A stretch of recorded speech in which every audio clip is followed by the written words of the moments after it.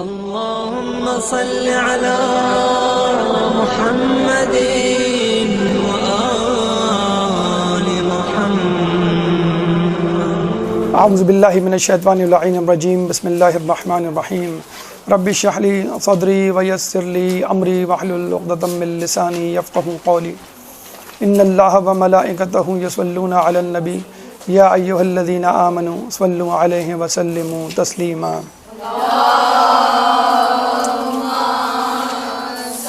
اللہم صل علی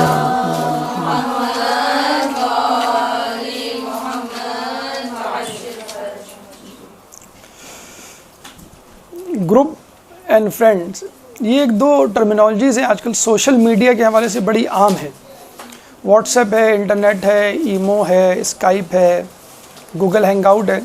اس میں گروپس کا بڑا تذکرہ ہوتا ہے. بھائی فلاں نے فلاں گروپ جوائن کر لیا ہے، فلاں نے فلاں گروپ چھوڑ دیا ہے. تو گروپ کا اگر ہم اردو میں ترجمہ کریں تو وہ بنتا ہے حلقہ احباب.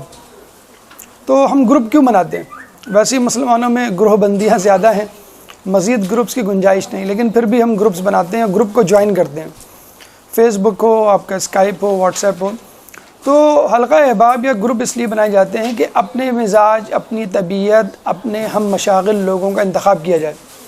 اب ضروری نہیں ہے کہ بھئی میں جس گلی میں رہتا ہوں وہاں جو اڑوس پڑوس ہے وہی میرا جان پہچان کا حلقہ ہوگا، یا میں جس اسکول میں ہوں وہاں پہ موجود جو کلاس فیلوز ہیں بس وہی میرے دوست ہوں گے. اب میری مرضی ہے، میں یہاں بیٹھ کے ٹورنٹو میں موجود کسی شخصیت کو اپنا فرینڈ بنا سکتا ہوں، امریکہ میں، ایران میں، کسی بھی جگہ، کیونکہ وہ میرا ہم مزاج ہے، ہم خیال ہے، طبیعت اور میری اور اس کی ایک جیسی ہے، نظریات ایک جیسے ہیں. تو گروپ اس لیے بنایا جاتا ہے. اور گروپ سے ہم آگے چلیں تو آتا ہے نمبر فرینڈس کا. Would you like to be my friend, ایک دم سے وہ ایک آپشن آتا ہے اسکائپ پہ، آپ کے واٹس ایپ پہ، آپ ریجیکٹ یا ایکسیپٹ جو بھی آپ چاہیں اس کو آپ کر لیں. تو فرینڈ شپ یا فرینڈ جو ہے وہ سرکل آپ کے گروپ کے سرکل سے تھوڑا سا محدود ہوتا ہے، معین ہوتا ہے، تھوڑا سا اسپیسیفک ہوتا ہے. یعنی نہ صرف یہ کہ وہ شخص آپ کا ہم مزاج، ہم طبیعت ہوتا ہے، بلکہ اس کے رجحانات بھی ایک جیسے ہوتے ہیں، مفادات بھی ایک جیسے ہوتے ہیں، اور اتنے زیادہ آپ جسے کہتے ہیں کہ اس کے ساتھ میچ کر رہے ہوتے ہیں کہ وہ آپ کے ہم و غم میں آپ کا شریک ہوتا ہے، آپ کے دکھ سکھ کا ساتھی ہوتا ہے، اور وقت آنے پہ بڑی سی بڑی قربانی دینے کے لیے تیار ہوتا ہے. اس کو کہتے ہیں دوست یا فرینڈ. تو ابھی ہمارے نویں امام تقی علیہ السلام کی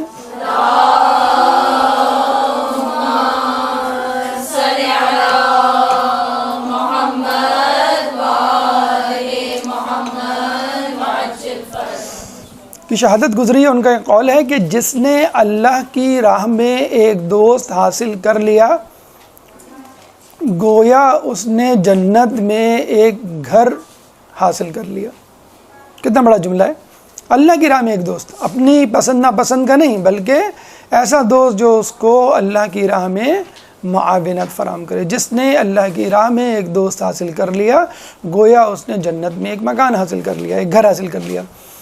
اب وہ شخص جو کہ خود نہ صرف یہ کہ جنت کے گھر کا مالک ہو، بلکہ خود جنت کا مالک ہو، جہنم کا مالک ہو، پل صراط کا مالک ہو، روز قیامت کا مالک ہو، خالق کائنات ہو، اگر وہ کسی کا دوست بن جائے تو، اگر وہ خود کسی کا دوست بن جائے تو کیا کہنے ہیں کہ جو نہ صرف جنت کے گھر بلکہ پوری جنت کا مالک ہے. ہوئے تم دوست جس کے اس کا دشمن آسماں کیوں ہو. سنا ہوگا آپ نے شعر کہ شاعر کہتا ہے کہ فلاں میرا دوست ہے اور وہ اتنا با اختیار، اتنا طاقتور، اتنا جسے کہتے ہیں سحر انگیز شخصیت کا مالک ہے کہ اب ایک عام آدمی تو کیا خدا بھی دشمن نہیں بن سکتا میرا، کہ کیونکہ وہ ہر شخص کو دل عزیز ہے. وہ شخص اتنا اچھا ہے کہ خدا بھی اس کو پسند کرتا ہے، اور خدا جس کو پسند کرے نہ اس کو عذاب میں مبتلا کرتا ہے نہ اس کے دوست کو مبتلا کرتا ہے. ٹھیک ہے. تو جب خدا ہی کسی کا دوست بن جائے تو خدا نہ صرف آسمان کا بلکہ زمین کا، تمام کائنات کا مالک ہے. تو وہ کتنا محفوظ ہوگا وہ شخص جو خدا کو اپنا دوست بنا لے. جبھی رسول جاتے جاتے کہہ گئے اللہم الرفیق الاعلیٰ، کہ اللہ سب سے بہترین دوست ہے. چنانچہ دوست بناتے وقت احتیاط کرنی چاہیے، اور اللہ جو ہے وہ بہترین دوست ہے. ہم نے پچھلی مرتبہ آپ سے یہ بات کی کہ ابراہیم نہ صرف اللہ کے بندے تھے بلکہ اللہ کے نبی تھے. نہ صرف اللہ کے نبی تھے بلکہ رسول بھی تھے، نہ صرف رسول تھے بلکہ خلیل اللہ بھی تھے، اور ان تمام باتوں میں وہ علی کے شیعہ بھی ہوئے اور انہوں نے اس کی دعا کی۔ یہاں پر ہم آج کی نشست میں ابراہیم علیہ السلام کی ان دو وجوہات، ان دو خصوصیات پہ روشنی ڈالیں گے کہ جس کی وجہ سے اللہ نے ان کو اپنا خلیل منتخب کیا۔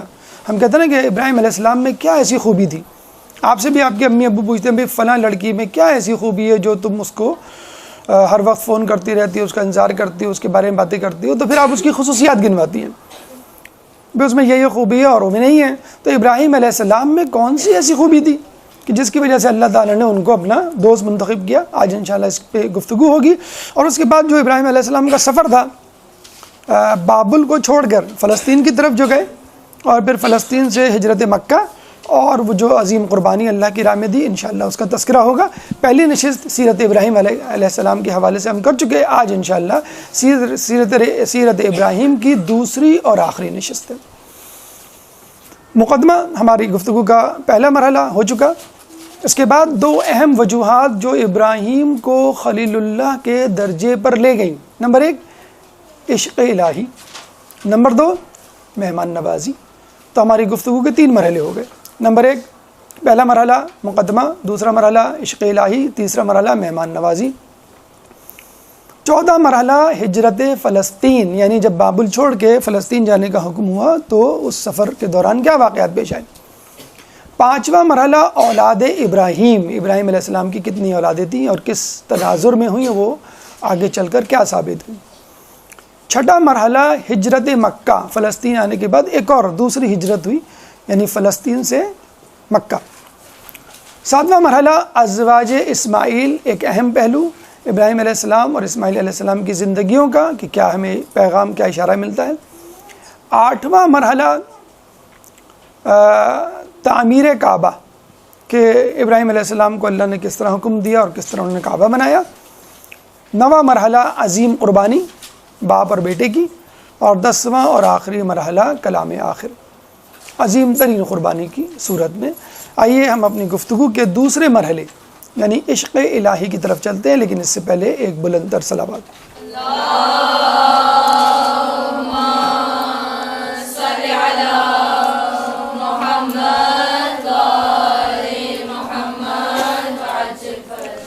جب آپ کسی کو دوست بناتے ہیں تو اس کو اپنی محبت کا یقین دلانا ہوتا ہے،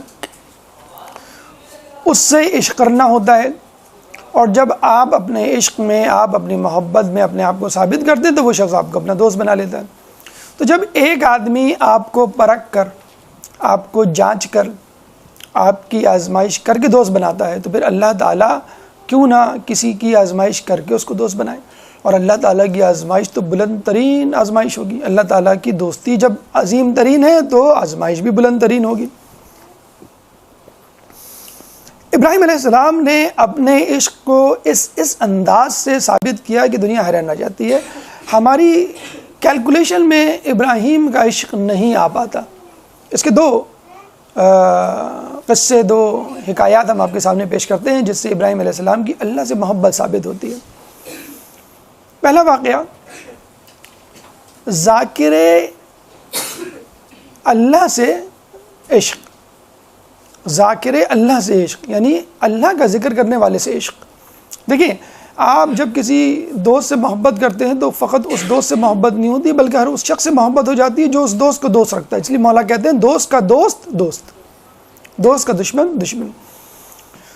تو ایک دفعہ فرشتوں میں ایک آرگیومنٹ چلا، ڈیبیٹ ہوئی کہ ابراہیم علیہ السلام اتنی محبت کیوں کرتے ہیں۔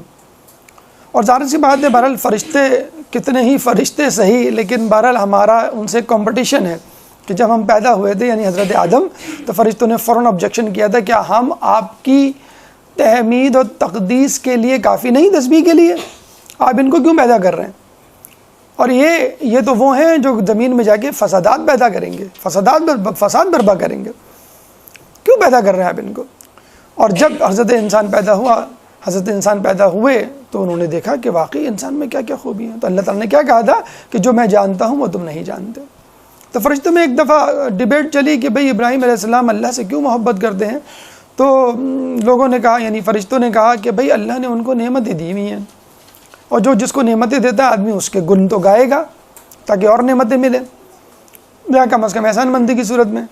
تو فرشتے مجموعی طور پہ اس کنسنسس پہ پہنچے، یعنی اس اتفاق رائے پہ پہنچے کہ ابراہیم علیہ السلام اس لیے محبت کرتے ہیں کہ اللہ نے ان پر اپنی نعمتوں کی بارش کی ہوئی ہے۔ اگر اللہ اپنی نعمتیں روک دے یا ان کے پاس وہ نعمتیں نہ ہوں تو ابراہیم اللہ سے اچھا، اس قسم کا آبجیکشن شیطان نے کیا تھا حضرت ایوب علیہ السلام کے لیے۔ اب ان بیچاروں کو 7 یا 14 سال تک مشقت برداشت کرنی پڑی تھی ان کے اس آبجیکشن اور چیلنج کی وجہ سے، اور اللہ تعالیٰ نے آزمایا اور الحمدللہ ایوب علیہ السلام جو ہے وہ کامیاب ہوئے، صبر ایوب مشہور ہوا۔ اب جو ہے وہ ابراہیم علیہ السلام کا موقع تھا، اور شرط سمجھ لیں چیلنج جو ہے وہ فرشتوں کی طرف سے تھا۔ اللہ نے کہا ٹھیک ہے میں آزما لیتا ہوں، تم دیکھ لینا۔ کچھ عرصے بعد ایک شخص ایک ٹیلے پہ بیٹھا اللہ کی تسبیح پڑھ رہا تھا، سبوح قدوس رب الملائکۃ والروح، سبوح قدوس رب الملائکۃ والروح۔ ابراہیم علیہ السلام قریب ہی اپنی بھیڑ بکریاں جو ہے وہ چرا رہے تھے۔ آواز کان میں پڑی تو فوراً تڑپ اٹھے کہ کس نے میرے رب کا نام لیا، کس نے میرے دوست کا نام لیا، کس نے میرے اللہ کا نام لیا، کس نے میرے رب کا نام لیا۔ ہوتا ہے آدمی، جو آدمی جس کو پسند کرتا ہے اس کا نام اگر کہیں سن لے تو وہ ٹھہر جاتا ہے۔ ابراہیم علیہ السلام اپنی بھیڑ بکریوں کے ساتھ اس طرف چلے گئے کہ جہاں وہ شخص ٹیلے پہ بیٹھا سبوح قدوس رب الملائکۃ والروح کی تسبیح کر رہا تھا۔ ابراہیم جب گئے تو وہ چپ ہو گیا۔ اب ابراہیم نے کہا کہ تم جو ابھی تسبیح پڑھ رہے تھے اس کو میرے لیے ایک دفعہ پڑھ دو۔ آپ نے دیکھا ہوگا نا منقبت آپ کو پسند آئی، ٹھیک ہے، سب کو پسند آئی، پورے کراچی میں اس کی کیسٹ چل رہی ہے، اور وہی منقبت بہت خواہ آپ کے سامنے بیٹھا ہے اور وہ آپ اس سے کہیں کہ بھائی میرے لیے آپ یہ پڑھ دیں تو میں آپ کو یہ انعام دوں گا۔ تو ابراہیم نے کہا کہ آپ میرے لیے فقط ایک مرتبہ وہ تسبیح پڑھ دیں جو آپ پڑھ رہے تھے، تو یہ جو بھیڑ بکریاں ہیں اس میں سے 1/3 میں آپ کو دے دوں گا۔ اچھا، بھیڑ بکریاں ہم شہری علاقوں میں رہنے والوں کے لیے شاید کوئی اہمیت نہیں رکھتی۔ اگر اس کو ہم اس طرح کہیں کہ ابراہیم علیہ السلام جو ہے اپنی گاڑیوں کے ساتھ صحرا میں گھوم رہے تھے، جس میں مرسڈیز، BMW، فراری، رولز رائس، ٹویوٹا کرولا، پجیرو، تو بہت ساری گاڑیاں تھیں، ان کے ساتھ وہ گھوم رہے تو شاید آپ کو فوراً سمجھ میں آ جائے۔ 3 گاڑیاں، 3 BMWs ہیں، فرض کر لیں آپ کے 3 مرسڈیز بینز ہیں، اور آپ کہتے ہیں یہ آپ یہ جو آپ نے تسبیح پڑھی، تسبیح پڑھ دیں، ایک مرسڈیز بینز آپ کی ہوئی۔ آپ کہیں گے یہ تو انعام گھر میں ہوتا ہے، یا جی تو پاکستان میں ہوتا ہے، یا ٹی وی کے کسی پروگرام میں وہ بھی اسکوٹر دی جاتی ہے، مرسڈیز BMW تو نہیں۔ ابراہیم علیہ السلام نے کہا کہ 1/3 مویشی، 1/3 گاڑیاں یا 1/3 بھیڑ بکریاں تمہاری، تو اس کے لیے کیا برا تھا ایک مرتبہ پڑھ کے 1/3 بھیڑ بکریوں پر قبضہ کرنا۔ سبوح قدوس رب الملائکۃ والروح۔ ہم جب سبحان اللہ کہتے ہیں تو اللہ جنت میں ایک گھر لگاتا ہے، ٹھیک ہے، سبحان اللہ۔ آپ نے اب جن لوگوں نے کہا جنت میں ایک گھر لگ گیا، اتنا آسان ہے مطلب جنت کا معنی۔ تو اس شخص کو جب یہ ملی 1/3 تو اس نے فوراً پڑھ دیا۔ ابراہیم علیہ السلام اور اس کے قریب ہوئے، ہم ہوتے تو کہتے ہیں میں تو مذاق کر رہا تھا، قریب ہوئے اور کہنے لگے تم ایک مرتبہ اور پڑھ دو تو میں آدھی بھیڑ بکریاں تمہیں دے دوں گا۔ اس شخص نے ایک اور مرتبہ پڑھ دیا، اندھا کیا جائے 2 آنکھیں، کوئی مسئلہ ہی نہیں ہے۔ سبوح قدوس رب الملائکۃ والروح۔ ابراہیم علیہ السلام اور آگے ہوئے کہ تم بس ایک مرتبہ اور پڑھ دو، ساری بھیڑ بکریاں تمہاری۔ اس نے ایک اور مرتبہ پڑھ دیا، سبوح قدوس رب الملائکۃ والروح۔ ابراہیم علیہ السلام ایک اور قدم آگے بڑھے اور آگے بڑھ کے کہنے لگے کہ تم ایک اور مرتبہ پڑھ دو، بھیڑ بکریاں بھی تمہاری، میں بھی تمہارا۔ سبوح قدوس رب الملائکۃ والروح۔ جب اس نے پڑھا تو کہا کہ بس اب بھیڑ بکریاں بھی تمہاری ہیں اور میں بھی تمہارا ہوں، میں تمہارا غلام ہوں، تم جو چاہو مجھ سے خدمت لے لو۔ تو اس شخص نے آگے بڑھ کے آپ کو گلے لگایا، کہنے لگا میں کوئی انسان نہیں، جبرائیل ہوں، میں انسان نہیں۔ اللہم صلی علی محمد وعلی محمد۔ میں جبرائیل ہوں، میں تو تمہارا امتحان کرنے آیا تھا اور تم امتحان میں کامیاب ہو گئے۔ تم نے اپنی دوستی کی انتہا کر دی، کاش اللہ تمہیں اپنا خلیل بنائے۔ کہاں جبرائیل آسمان میں ابراہیم کے بارے میں کمپین چلا رہے تھے کہ یہ ابراہیم تو بس اللہ سے اس لیے محبت کرتے ہیں کہ اللہ کی نعمتیں ہیں۔ کہاں جبرائیل اب زمین پہ اتر کے اپنی آنکھوں سے حقیقی مشاہدہ کر کے محبت کا کہہ رہے ہیں اللہ واقعی یہ خلیل بنانے کے قابل ہے۔ یہ تیرا بندہ تو بہت دور کی بات ہے، یہ تو خلیل ہے تیرا، تو اس کو اپنا خلیل بنا لے۔ تو ابراہیم فوراً جبرائیل علیہ السلام نے اپنی ریکمنڈیشن دی اور کہا کہ واقعی یہ جبرائیل، میں بطور جبرائیل گواہی دیتا ہوں کہ ابراہیم آپ کی خلیل بنانے کے قابل ہیں۔ یہ دیکھیں آپ کہ فقط اپنے دوست کی تسبیح سن کر جو شخص ہماری زبان میں اپنی تمام گاڑیاں، اپنی تمام پراپرٹی دے دے، تو بھیڑ بکریاں اگر دے دے کوئی، اس زمان میں ایک اسٹیٹس سمبل تھا، جس کے بعد جتنے اونٹ ہوں گے، جتنی بھیڑیں ہوں گی، جتنی بکریاں ہوں گی، وہ اتنا ہی زیادہ مالدار سمجھا جاتا تھا۔ تو ابراہیم علیہ السلام نے اس طرح فرشتوں کا دل جیتا۔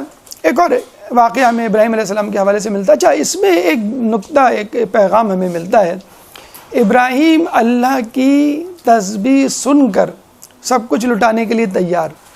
کیا ہم اللہ کی تسبیح اور ذکر اہل بیت سن کر کچھ اپنی جیب سے نکالنے کے لیے تیار ہیں؟ ہم ذاکرین کو دیتے ہیں تو 10 سنا بھی دیتے ہیں کہ یہ لوگوں نے تو دھندا بنا لیا ہے، انہوں نے تو بزنس بنا لیا ہے، ممبر نہیں ہو گیا، یہ کوئی دکان ہو گئی، نعوذ باللہ وغیرہ وغیرہ۔ کتنا علماء کو، ذاکرین کو، مبلغاؤں کو سننی پڑتی ہیں جو ذکر اہل بیت کرتے ہیں، جو اللہ کی تسبیح کرتے ہیں اور جو آپ تک اللہ کا پیغام پہنچاتے ہیں۔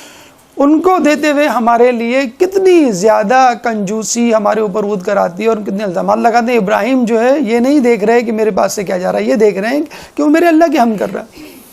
امام حسین علیہ السلام نے اپنے بیٹے کے استاد کو فقط سورہ الحمد سکھانے پر منہ بھر کے موتی دیے تھے، مٹھی پر موتی۔ تو کسی نے کہا کچھ زیادہ دے دیا آپ نے، آج کل کا کوئی ہوگا آدمی، کچھ زیادہ دے دیا آپ نے، نواز دیا، کم کریں۔ کہہ لیں گے یہ تو کچھ بھی نہیں ہے، یہ شخص اس سے زیادہ کا حقدار ہے کہ اس نے میرے بیٹے کو سورہ الحمد سکھائی۔ اور یہاں علماء آپ کو مسائل بتا رہے ہیں، یا آپ کو جو ہے وہ آخرت دلوا رہے ہیں، محبت اہل بیت آپ کے دلوں میں جاگزی کر رہے ہیں، آپ کے دنیا کے مسائل، خاندانی جھگڑے طے کر رہے ہیں، حل کر رہے ہیں، اور ان کے لیے آپ اس قسم کے رقیق جملے اور الزامات تراش رہے ہیں۔ ایک درود پڑھ دیں محمد والے محمد۔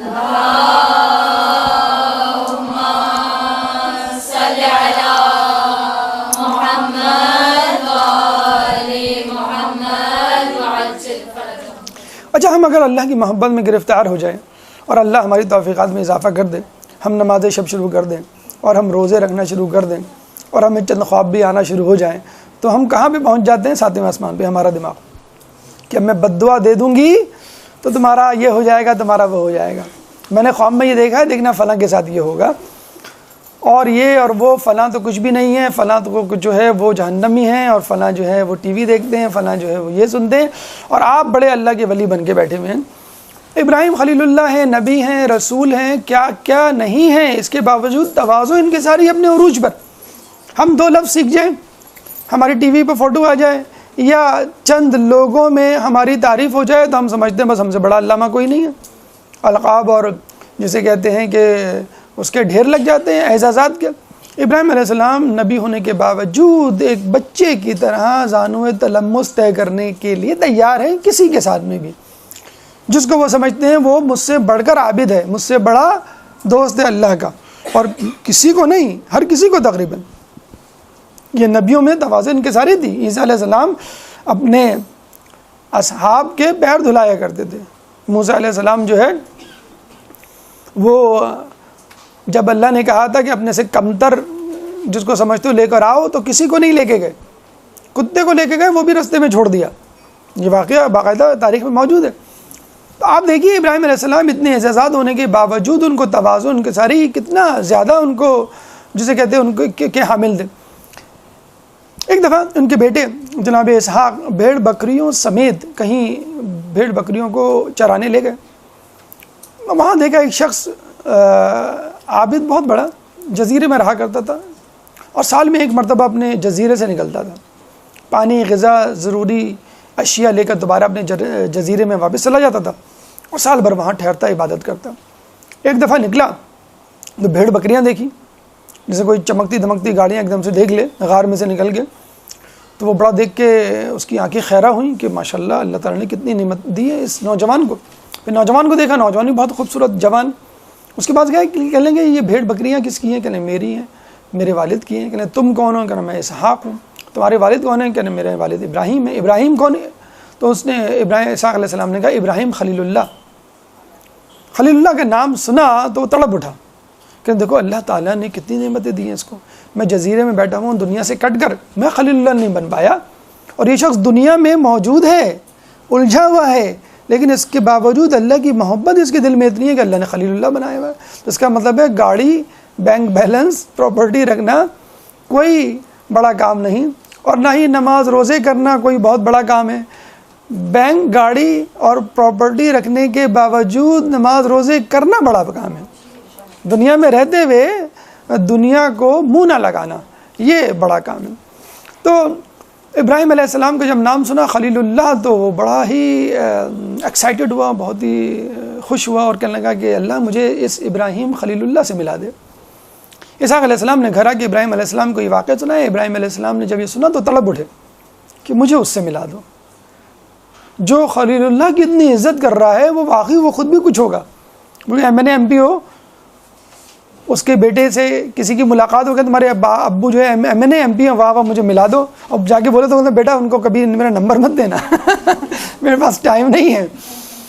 یا کوئی بہت بڑا پروفیسر ہو یا کسی بڑی اچھی پوسٹ پر ہو، ابراہیم کیا کہہ رہے ہیں، اللہ مجھے اس سے ملا دے، کہ یقیناً وہ صاحب معرفت ہوگا، جبھی تو وہ خلیل اللہ کا نام سن کر تڑپ اٹھا۔ ابراہیم کی یہ دعا 3 سال بعد پوری ہوئی۔ ابراہیم علیہ السلام کو وہ شخص ملا، وہ پہچان گئے، لیکن اس کو بتایا نہیں۔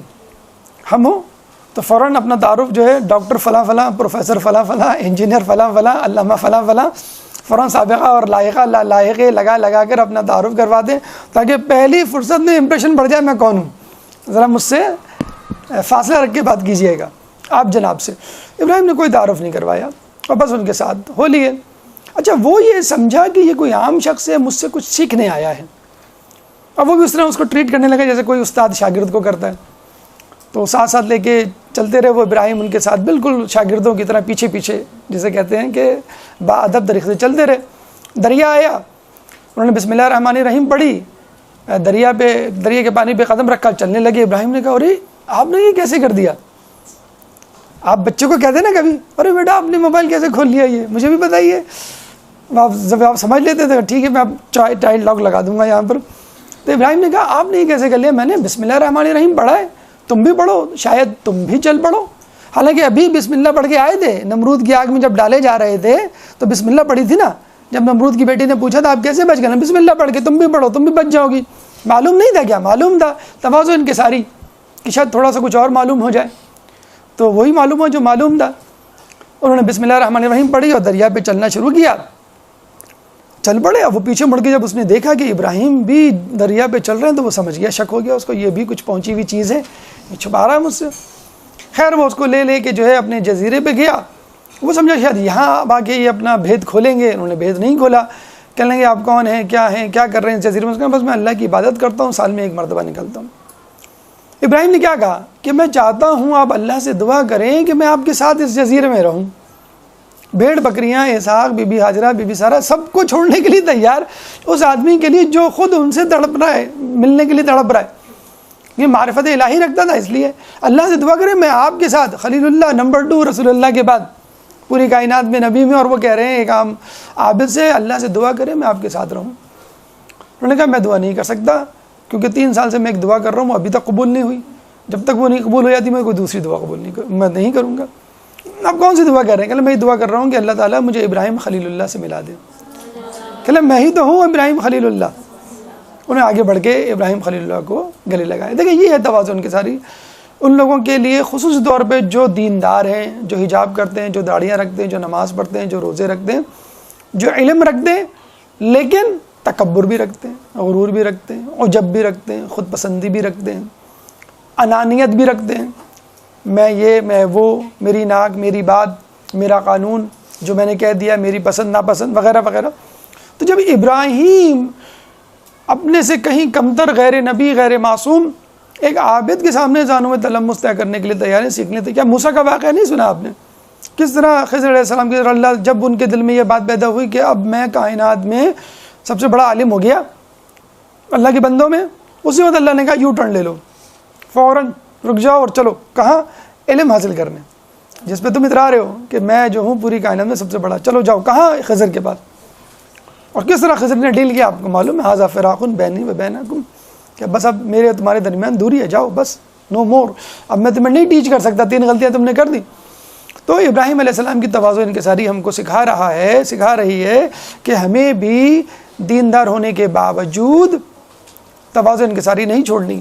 تکبر فقط دنیا پہ نہیں ہوتا، گاڑی سواری، پراپرٹی، مال و اولاد، زیور و جواہرات، ان پر نہیں ہوتا. تکبر اپنی نیکی پہ بھی ہوتا ہے، اپنی نمازوں پہ بھی ہوتا ہے، اپنی قرات پہ بھی ہوتا ہے، اپنی تقریر پہ بھی ہوتا ہے، تحریر پہ بھی ہوتا ہے، کسی بھی چیز پہ ہو سکتا ہے، نیک چیز بھی ہو سکتا ہے. بس اللہ تعالیٰ کو یہ تکبر پسند نہیں، اور شیطان کو اس کی عبادت کی مغروریت نے، تکبر نے تو پھنسایا تھا. اس نے کوئی طاقت پہ تو نہیں تھوڑی گھمنڈ کیا تھا، نمرود کی طرح، فرعون کی طرح. اس نے تو اپنی عبادت پہ گھمنڈ کیا تھا، میں آدم سے زیادہ عبادت گزار ہوں، مجھے اللہ کو خلیفہ بنانا چاہیے. تو یہ ابراہیم علیہ السلام کے یہ 2 واقعے جو نہ صرف ابراہیم علیہ السلام کے عشق کو ظاہر کرتے ہیں بلکہ ایک وجہ خلیل بننے کی وجہ کو بھی ظاہر کرتے ہیں. اس میں ایک نقطہ اور بھی ہم بتاتے چلیں، آپ نے شاید میٹرک کی انگلش کی کتاب میں ایک پویم پڑھی ہوگی کہ جس میں ایک شخص جو ہے وہ سیڑھیوں پہ چڑھتا ہے اور ٹاپ موسٹ اسٹیپل کی جو اسٹیئرز ہیں اس پہ چڑھ جاتا ہے، اور خدا اس سے پوچھتا ہے کہ تم کیا چاہتے ہو؟ تو وہ کہتا ہے کہ میں تمہارے ساتھ رہنا چاہتا ہوں. تو وہ آخری اسٹینزا، آخری جملہ مجھے یاد ہے، go down again I dwell among the people, نیچے جاؤ میں لوگوں کے درمیان رہتا ہوں. تو اللہ تک پہنچنے کے لیے اللہ تک جانا ضروری نہیں ہے، اللہ تک پہنچنے کے لیے انسانوں تک جانا ضروری ہے. آپ اللہ کے بندوں سے محبت کریں، اللہ خود آپ کی کسی سے ناچاتی ہے، جھگڑا ہے، اور وہ زندگی بھر آپ سے بات کرنے کے لیے تیاری نہیں. آسان سا طریقہ لوگ علماء فرماتے ہیں، آپ اس کے بچے کو گود میں اٹھا کے پیار کرنا شروع کر دیں. آپ دیکھیں وہ ماں، وہ عورت، وہ شخص جو ہے پگھل جائے گا کہ یہ میرے بچے کو پیار کر رہا ہے، اس کا مطلب ہے کہ اس کے دل میں میرے لیے محبت ہے. اسی طرح آپ کی کسی سے بہت زیادہ محبت کیوں نہ ہو، دوستی کیوں نہ ہو، رشتہ داری کیوں نہ ہو، آپ اس کے بچے کو جھاڑ دیں، مار دیں، برا بھلا کہہ دیں، آپ دیکھیں وہ فوراً دشمن بن جائے گا. ایک چھوٹے سے بچے کے لیے آپ سے دشمنی کے لیے تیار ہو جائے گا. 2 سال کا بچہ، 4 سال کا بچہ، اس میں کوئی عقل و شعور نہیں. تو اللہ تعالیٰ کا بھی یہی ہے کہ تم جو ہے پہلے میرے بندوں سے محبت کرو، پھر تم کوالیفائی کرو گے مجھ سے محبت کرو. تو یہ ابراہیم کا عشق تھا جس نے ان کو خلیل اللہ کی منزل تک پہنچایا. لیکن فقط عشق یا زبانی کلامی کہنے سے کام نہیں چلے گا، کچھ خرچہ بھی کرنا پڑے گا، اور وہ مہمان نوازی کی صورت میں ابراہیم علیہ السلام نے کیا. کیسے؟ ایک درود پڑھ دیں پہلے محمد والے محمد.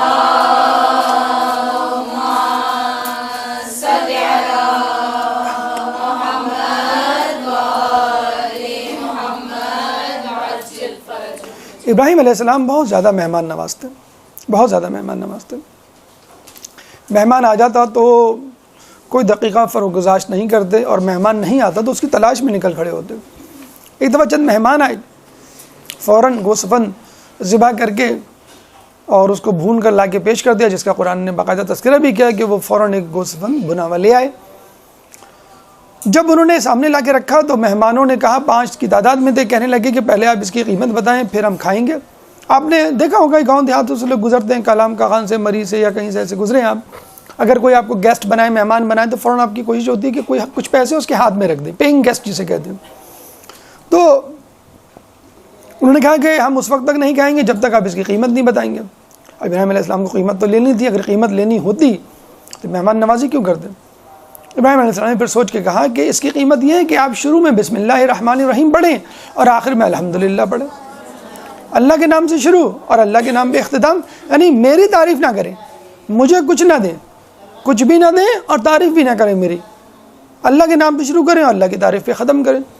اور آپ نے روایتوں میں سنا بھی ہوگا، جو شخص بسم اللہ الرحمن الرحیم پڑھ کے کھانا شروع کرتا ہے شیطان اس کے ساتھ شریک نہیں ہوتا. اور جو شخص کھانا کھانے کے بعد الحمدللہ کہتا ہے گویا اس نے اس دن روزہ رکھا. روزہ رکھنا ہو آپ کو، کسی وجہ سے روزہ نہیں رکھ سکے اور آپ نے جو ہے دوپہر کا کھانا کھایا، دوپہر کھانے کا مطلب 100% آپ کا روزہ نہیں ہے، اور اس کے بعد آپ نے کہہ دیا الحمدللہ، آپ کا روزہ ہو گیا. آپ نے اس دن روزہ رکھنے کا ثواب کما لیا. اللہ کی دین کو انڈر ایسٹیمیٹ نہ کریں. کسی شخص نے کہا نا کہ رسول اللہ نے جب کہا کہ ماں باپ کو دیکھنے کی صورت میں حج مقبول کا ثواب ملے گا، تو کسی نے کہا کہ 100 مرتبہ بھی دیکھیں تو، کہنا ہاں 100 مرتبہ بھی دیکھو تو. یعنی اللہ دیتے دیتے نہیں تھکتا، انسان مانگتے مانگتے تھک جاتا ہے. تو اس چکر میں نہ رہیں کہ میں اتنی سی نیکی کروں، مجھے تو کوئی بڑی نیکی کرنی چاہیے، اسی چکر میں آپ جو ہے پوری عمر گزر جاتی ہے انسان کی۔ تو الحمدللہ بسم اللہ انہوں نے کہا بس آپ یہ پڑھیں، یہی اس کی قیمت ہے۔ ایک دفعہ مہمان گھر میں آئے، گھر میں کچھ بھی نہیں تھا۔ اچھا آپ کہہ سکتے ہیں بھئی اللہ نے ان کو دیا ہوا تھا اس لیے اگر پارٹی شارٹی اور یہ ہلہ گلہ یا مہمان نوازی کیا کرتے تھے آج کل کی لینگویج میں، تو کون سا ایسا وہ ہے ہمارے پاس بھی اگر ہو اللہ تو ہم دیں۔ تو ایک دفعہ گھر میں کچھ بھی نہیں تھا، تو بانس ہوتا ہے شہتیر جسے کہتے ہیں، تو انہوں نے کہا کہ چلو اس کو میں بیچ آتا ہوں۔ تو پھر ان کے ذہن میں خیال آیا کہ شہتیر کو، اس لکڑی کو تراش کے لوگ مجسمہ نہ بنا لیں اور پھر بت پرستی نہ شروع کر دیں۔ سن لگے میں کیا کروں؟ تو وہ گئے بازار، اپنا کرتا اتار کے ایک جگہ ٹانگ دیا، ایسی جگہ جہاں پہ فار سیل جیسے ہوتا ہے، تو بھائی کہ کوئی خرید لے اور اس کے پیسے رکھ کے چلا جائے۔ نماز پڑھنے کھڑے ہوئے، نماز جب ختم کی تو کرتا غائب۔ وہاں سے وہ سمجھ گئے کہ اللہ نے وہ کرتا خرید لیا۔ دیکھیں الہام اور اللہ تعالیٰ سے تعلق ایسا ہونا چاہیے۔ گھر آئے تو بی بی سارا کھانا پکا رہی تھی، پوچھا کس نے بھیجا؟ کہ ایک شخص لے کر آیا تھا، کہنے لگا کہ آپ نے بھیجا۔ وہ سمجھ گئے کہ اللہ تعالیٰ نے میرے کرتے کو قبول کر لیا اور یہ اور پھر کہیں جا کے مہمان نوازی کی۔ پھر میں وہی کہوں گا کہ ہماری کیلکولیشن میں یہ لوگ نہیں آ سکتے۔ اب آپ کہیں گے سر وہ نبی تھے، اولو العزم پیغمبر تھے، خلیل اللہ تھے، آج کل کے زمانے میں اس قسم کی چیزیں نہیں ہو سکتی۔ ابھی فی الحال کرنٹ یا حالیہ طور پہ فوری اگزامپل دینا مشکل ہے، لیکن بہت زیادہ دور کی بات نہیں ہے۔ مطلب مثلا مقدر سرد بیلی کے بارے میں ہمیں ملتا ہے کہ جب وہ جایا کرتے تھے، اگر کوئی ان سے کچھ مانگ لیا، وہ کچھ نہیں ہوا کرتے تو وہ اپنا امامہ اتار کے اس میں سے کپڑا پھاڑ کے دے دیا کرتے تھے۔ ٹھیک، ایک بات ہو گئی۔ اچھا ابھی جو آپ نے سبون قدوسن والا واقعہ سنا کہ میں تمہارا غلام، تو خضر علیہ السلام کے ساتھ بھی ایسا ہوا تھا کہ ایک شخص نے ان سے کچھ مانگا خضر علیہ السلام سے بازار میں۔ خضر علیہ السلام نے کہا کہ میرے پاس تو کچھ نہیں۔ تو کہنے لگا اچھا کوئی بات نہیں، کہنے لگا نہیں مجھے تو شرم آ رہی ہے کہ تم نے مانگا میرے پاس کچھ نہیں۔ اگر جو کوئی فقیر ہمارے آس پاس آ جائے اور مانگ لے تو ہم جیب پکڑ کے کہتے ہیں کچھ نہیں ہے، کہ کہیں اس نے جیب میں ہاتھ ڈال کے نکال لیا تو کہہ لیں کچھ نہیں ہے اور میں تمہیں دے نہیں سکتا، لیکن مجھے شرم آ رہی ہے کہ میں تمہیں اس طرح خالی ہاتھ لوٹا دوں۔ اور فقیر کو شرم آنے لگی، کہیں گے نہیں کوئی بات نہیں آپ جائیں، کہیں گے نہیں میں دیکھو سوچتا ہوں کچھ کس طرح تمہیں دوں۔ کہیں اچھا ایک آئیڈیا میرے ذہن میں ہے، میں تمہارا غلام بن جانتا ہوں اور تم مجھے بیچ دو۔ وہ غلام بن گیا، وہ زبردستی اس کو بیچنا پڑا ان کو۔ وہ جو رقم آئی وہ لے کے چلا گیا۔ وہ جو شخص ان کو لے کے گیا تو وہ ان کے جو ہے وہ رہن سہن رفتار گفتار دیکھ کے وہ سمجھ گیا یہ ولی اللہ ہے، کوئی عام آدمی تھوڑی ہے، غلام تھوڑی ہے۔ اور وہ کام کرتے ہوئے شرمائے، کرواتے ہوئے شرمائے، اور وہ کہنے مجھے آپ کام بتائیں، نہیں مجھے آپ کام بتائیں۔ وہ ایک دفعہ چلا گیا، کہنے لگا اچھا میری گھر میں کچھ کمرہ ہے وہ بنا دو، ذرا مرمت کر دو، میں واپس آ کے دیکھ لوں۔ واپس آیا تو محل تیار کھڑا تھا۔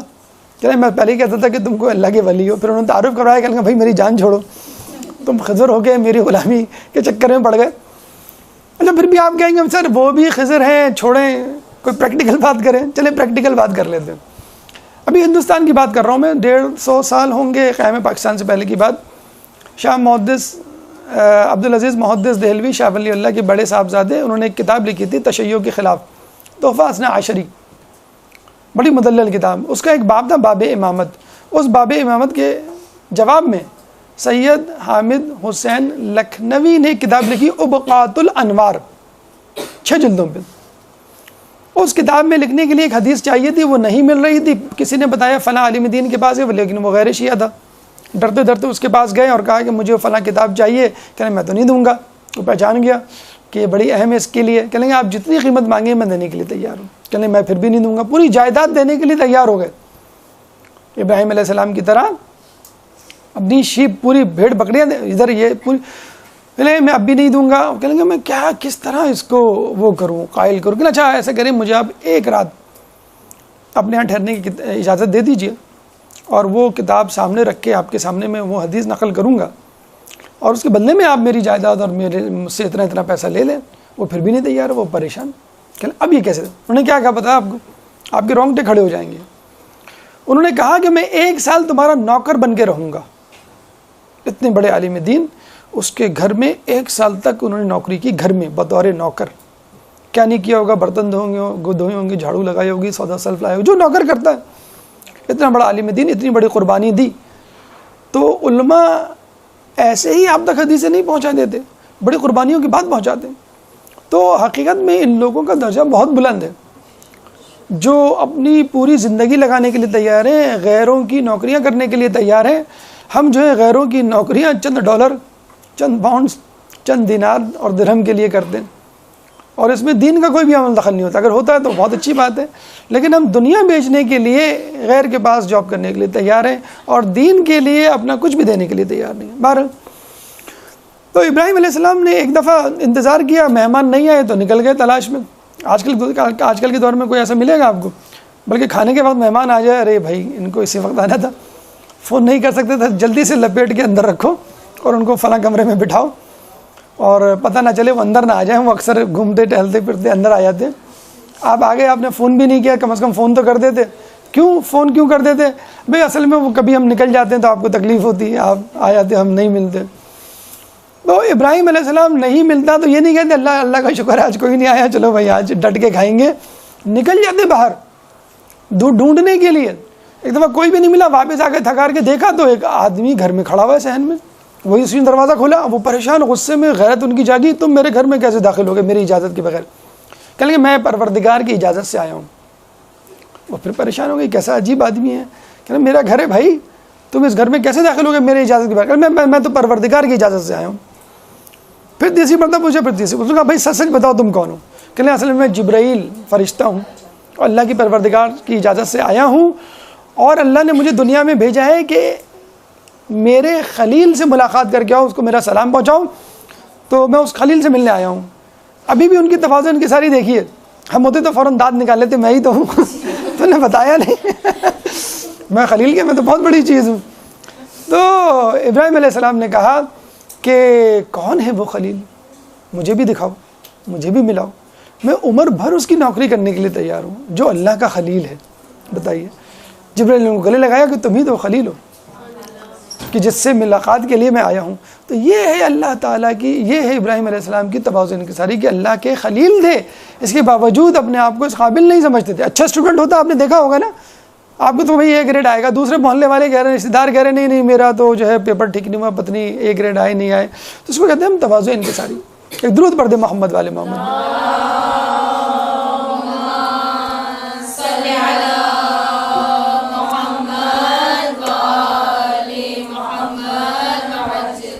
جب محبت ہوتی ہے، لیکن محبت میں بعض اوقات کوئی ایسا کام بھی ہو جاتا ہے غیر دانستہ طور پہ کہ جو صحیح نہیں ہوتا ہے، لیکن بہرحال ہوتا محبت میں ہی ہے، ٹھیک ہے۔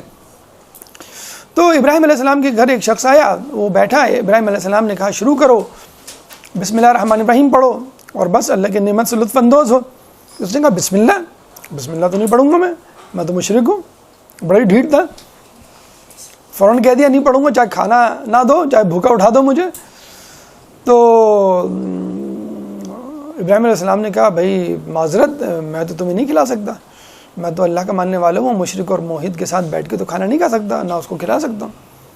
اس کو بیچارے کو جانا پڑا، وہ ابراہیم علیہ السلام نے اس کو باہر چھوڑ دیا۔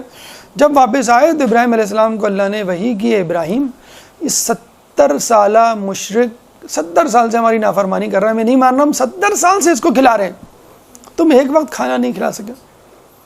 تو ابراہیم علیہ السلام بیچارے دوڑتے بھاگتے گئے اس کے پاس پیچھے اور کو کہا کہ آؤ میں تمہیں کھانا کھلانا چاہتا ہوں۔ بڑا حیران ہوا، کہ پہلے تو تم ابھی کچھ دیر پہلے کی بات ہے تم نہیں کھلا رہے تھے، اب تم کھلا رہے ہو۔ کہ میرے اللہ نے وحی کی ہے کہ میں اپنے نہ ماننے والوں کو بھی کھلاتا ہوں، تو میں آپ کو کھلانا چاہتا ہوں۔ جب اس نے یہ سنا تو فوراً کہا کہ ابراہیم میں تمہارے خدا پر ایمان لایا۔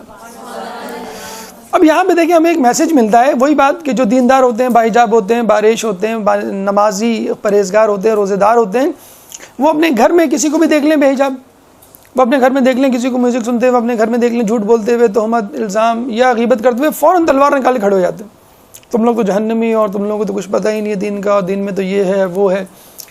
تو ایک بے دین کے ساتھ آسیہ گزارا کر رہی ہے، ایک بے دین کے ساتھ نوح علیہ السلام گزارا کر رہے ہیں، کنان اپنے بیٹے کے ساتھ، لوط علیہ السلام اپنی بے دین بیوی کے ساتھ گزارا کر رہے ہیں۔ تو کون سا نبی، کون سا امام، مجھے بتائیے کتنی مثالیں موجود ہیں کہ اپنے رشتہ داروں میں موجود گھرے ہوئے ہیں، اپنے رشتہ داروں میں بھی کافر، مشرک، اور کیا ابراہیم علیہ السلام کی چچا آزر بت پرست۔ تو ہم یہاں جو ہے اپنے ہی لوگوں سے، اپنے ہی مومنوں سے، اپنے ہی کلمہ پڑھنے والوں سے، ہم عقیدہ لوگوں سے پتہ تعلق کے لیے تیار رہتے ہیں کہ یہ لوگ دیندار نہیں ہیں، یہ لوگ پردہ نہیں کرتے، یہ لوگ نماز نہیں پڑھتے، یہ لوگ مجلس میں نہیں جاتے، یہ لوگ جو ہیں وہ حلال حرام کا خیال نہیں رکھتا. بھائی اگر آپ ان کے ساتھ اٹھے بیٹھیں گے نہیں، ان کو پتہ کیسے چلے گا کہ حلال حرام ہے کیا، دین ہے کیا؟ تو جان لیجئے کہ ڈاکٹر اسی علاقے میں جاتا ہے جہاں پہ مریض ہوتے ہیں. اب ڈاکٹر کسی علاقے میں جائے بہت سارے مریضوں میں، تو کہے گا بھائی یہاں تو بہت مریض ہے، میں تو نہیں آؤں گا. نہیں، مریضوں کو دیکھ کے تو اس کی رال ٹپک جائے گی، اتنے پیشنٹ ماشاء اللہ، بہت پریکٹس میری جمے گی. یہ تو اچھی بات ہے، اللہ تعالیٰ نے اگر آپ کو ایسے ماحول میں پیدا کیا کہ جہاں پہ بے دین لوگ ہیں، آپ کو کام کرنے کا موقع ملا، آپ کو ثواب کمانے کا موقع ملا. تو ابراہیم علیہ السلام نے بالکل یہی کیا، اور اللہ تعالیٰ نے بھی ان کو یہ سمجھایا کہ بھئی بت پرستی تو ہے کہ سب سے پہلے آپ اس کو کھلاؤ، پھر باقی لوگوں کو کھلانا. تو یہ ابراہیم علیہ السلام کی دو خصوصیات تھیں، ایک عشق الہی اور ایک مہمان نوازی. اب آئیے ہم گفتگو کے تیسرے مرحلے کی طرف چلتے ہیں، چوتھے مرحلے کی طرف چلتے ہیں، کہ جس میں اللہ تعالیٰ نے ابراہیم علیہ السلام کو فلسطین کی طرف ہجرت کرنے کا حکم دیا. ایک درود پڑھ دیں محمد والے محمد میں.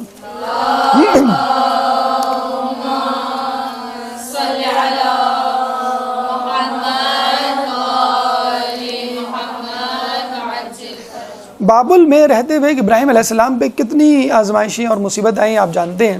کس طرح انہوں نے نمرود کا مقابلہ کیا. اتنی کوشش کے باوجود آپ کو معلوم ہے ابراہیم علیہ السلام پہ کتنے لوگ ایمان لائے؟ وہ بھی ان کی زوجہ بی بی سارہ ایمان لائیں. 3 لوگ ان کے ساتھ تھے، بی بی سارہ اور حضرت لوط علیہ السلام. لوط علیہ السلام ان کے کزن تھے، تینوں جو ہے وہ کزن، ان کی مائیں خالہ زاد بہن بھائی تھے. یہ 3 لوگ وہاں سے چلے. اچھا، مصر کے لوگ اس زمانے میں بہت بدماش، بدقماش اور بہت زیادہ بہرہ روی کا، عریانیت کا، جس طرح مغرب کے اقوام ہیں، شکار تھا. تو ابراہیم علیہ السلام کی غیرت گوارہ نہیں کرتی تھی کہ بی کے ساتھ وہ جا رہے ہیں کہ کوئی ان پہ غلط نگاہ ڈالے. انہوں نے کیا کیا ہوگا؟ زیادہ سے زیادہ حجاب مکمل طور پہ سر تاپا؟ جی نہیں، صندوق میں بند کر کے لے کے گئے بی بی سارہ کو صندوق میں بند کر کے لے گئے. جب وہاں پہنچے بارڈر پہ، سرحد پہ، تو انہوں نے کہا بھائی ٹیکس لگے گا تمہارے سامان کا، لگا لو. اچھا اس چیز کا اتنا ٹیکس ہے، یہ صندوق ہے، اس میں کیا ہے؟ ابراہیم نے کہا میں کھولوں گا تو نہیں، بس سمجھ لو اس میں سونا چاندی جواہرات ہیں. کتنا ٹیکس لگاؤ گے؟ لگاؤ. بہرحال ایک اچھے شوہر کے لیے اچھی بیوی سونے جواہرات سے کم تو نہیں ہوتی. میں نے کہا جتنا تمہیں ٹیکس لگانا ہے لگاؤ. اب اس کو شک ہوا کہ یہ آدمی اتنی آسانی سے ٹیکس کیسے دے رہا ہے. اس کو تو بہانہ بنا چاہیے، اس میں کچھ نہیں ہے، یا جتنا بھی ہو ٹیکس لگا لو اپنے حساب سے. خود بول بھی رہا ہے کہ سونے جواہرات ہیں، سمجھ لو. اس نے کہا کہ سونے جواہرات بھی ہیں تو بھائی کچھ تو ہم اس میں سے لیں. انہوں نے کہا بھائی کھولنا پڑے گا. میں تو نہیں کھولنے دوں گا. کہنے کا ٹھیک ہے، یہ باکس جو ہے وہ حاکم مصر کے پاس جائے گا. کہنا میں یہ بھی نہیں کرنے دوں گا. تو بڑے اس سے یہ طے ہوا کہ بھائی آپ دونوں ساتھ جائیں گے. تو ابراہیم علیہ السلام بھی اس صندوق کے ساتھ گئے. حاکم مصر نے کہا بھائی آپ کو تو کھولنا پڑے گا ورنہ تو میں آپ کو سزا دوں گا یا قتل کر دوں گا. ابراہیم علیہ السلام نے چاروں ناچار اس کو کھولا تو اس میں سے بی سارہ نکلی. اب حاکم شام تھا، نشے میں دھت تھا اقتدار کے. اس نے جو ہے وہ دست درازی کی کوشش کی. کہتے ہیں اس نے جیسے ہاتھ بڑھایا اس کا ہاتھ شل ہو گیا.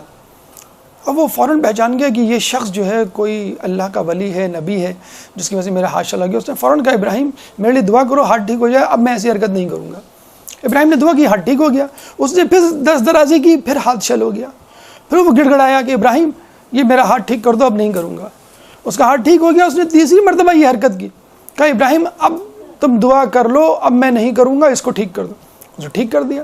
تو ابراہیم علیہ السلام نے 3 مرتبہ اس فالج زدہ ہاتھ کو ٹھیک کیا.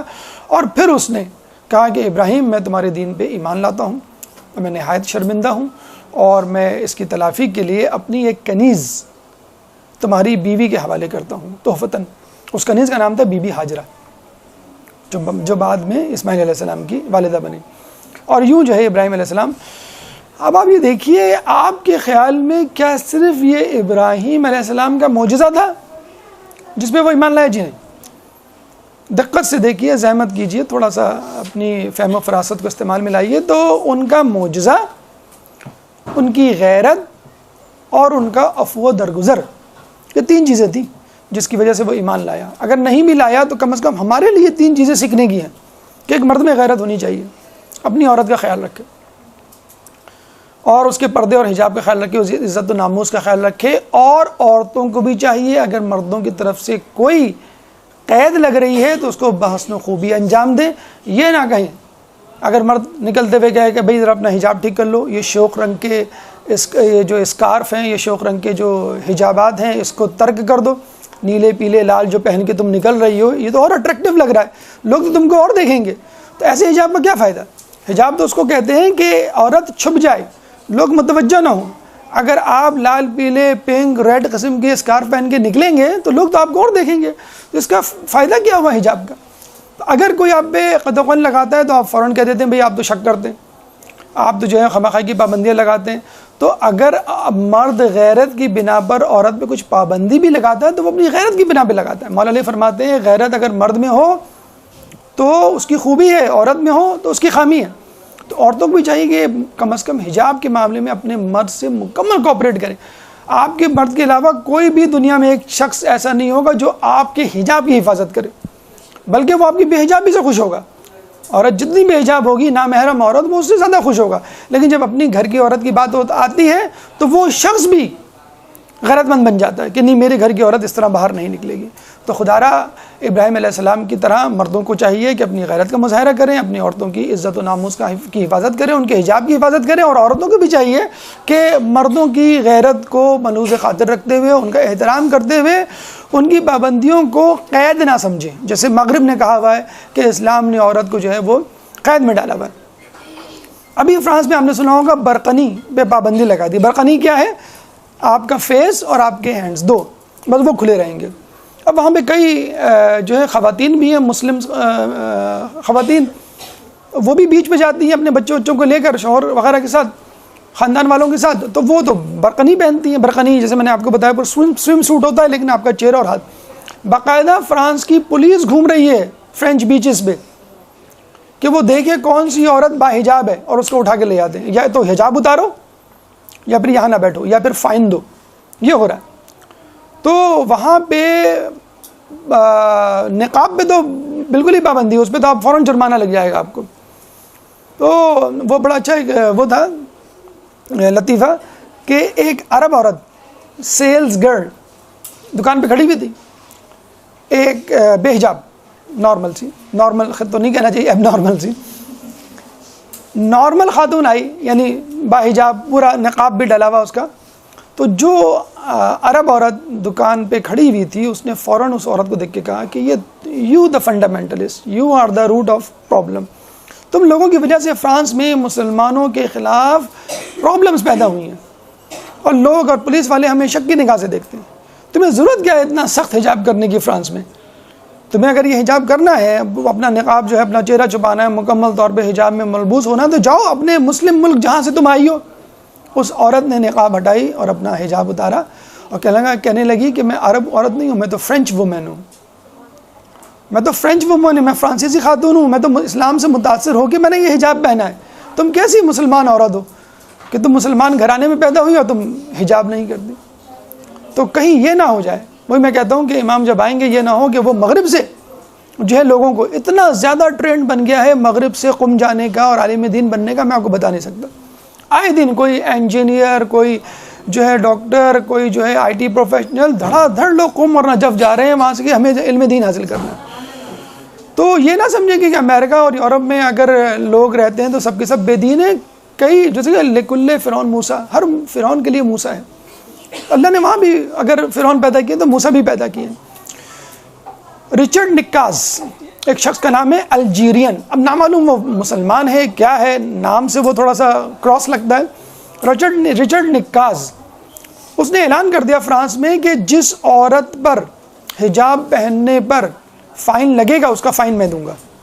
پورے فرانس میں جس عورت پر فائن لگے گا وہ مجھے ای میل کر دے، فون کر دے، میں پہنچ جاؤں. کتنی عورتوں کے وہ فائن دے چکا ہے اب تک. اب ایک عورت ہے روزانہ وہ حجاب میں باہر نکلتی ہے، روزانہ اس پہ فائن لگے، وہ کب تک دے گی؟ تماچا ہے فرانس کی حکومت پر. نمبر ایک بات. نمبر دو، ابھی فرانس کی ایک عدالت نے باقاعدہ یہ حکم جاری کیا ہے کہ ہم اپنے شہر میں اس حجاب کو نہیں مانتے، یعنی اس پابندی کو نہیں مانتے. عورت حجاب کر کے باہر نکل سکتی ہے. ابھی کینیڈا سے خبر آئی ہے کہ سرکاری جاب کے دوران عورت، مسلمان عورت حجاب کر سکتی ہے. ابھی خبر آئی ہے وہاں پہ. فرانس میں ایک کمپنی نے ملبوسات کی نمائش کروائی. کون سے ملبوسات بتاتے ہیں نا، کون سے ملبوسات؟ پینٹ شرٹ کی کروائی، کوٹ کی کروائی، اسکارف کی کروائی. ان کا ٹاپک کیا تھا؟ حجاب.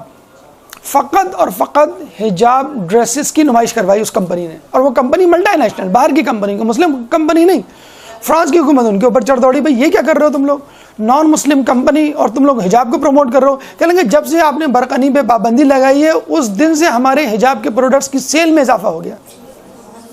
ایک درود پڑھ دے محمد والے محمد.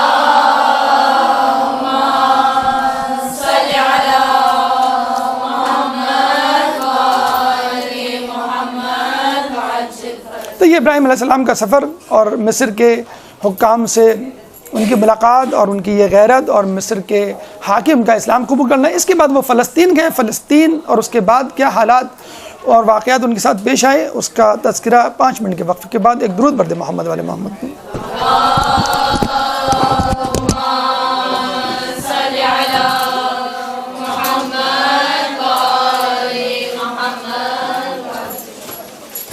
بسم اللہ الرحمن الرحیم. اپنی گفتگو کا سلسلہ وہیں سے ہم شروع کرتے ہیں.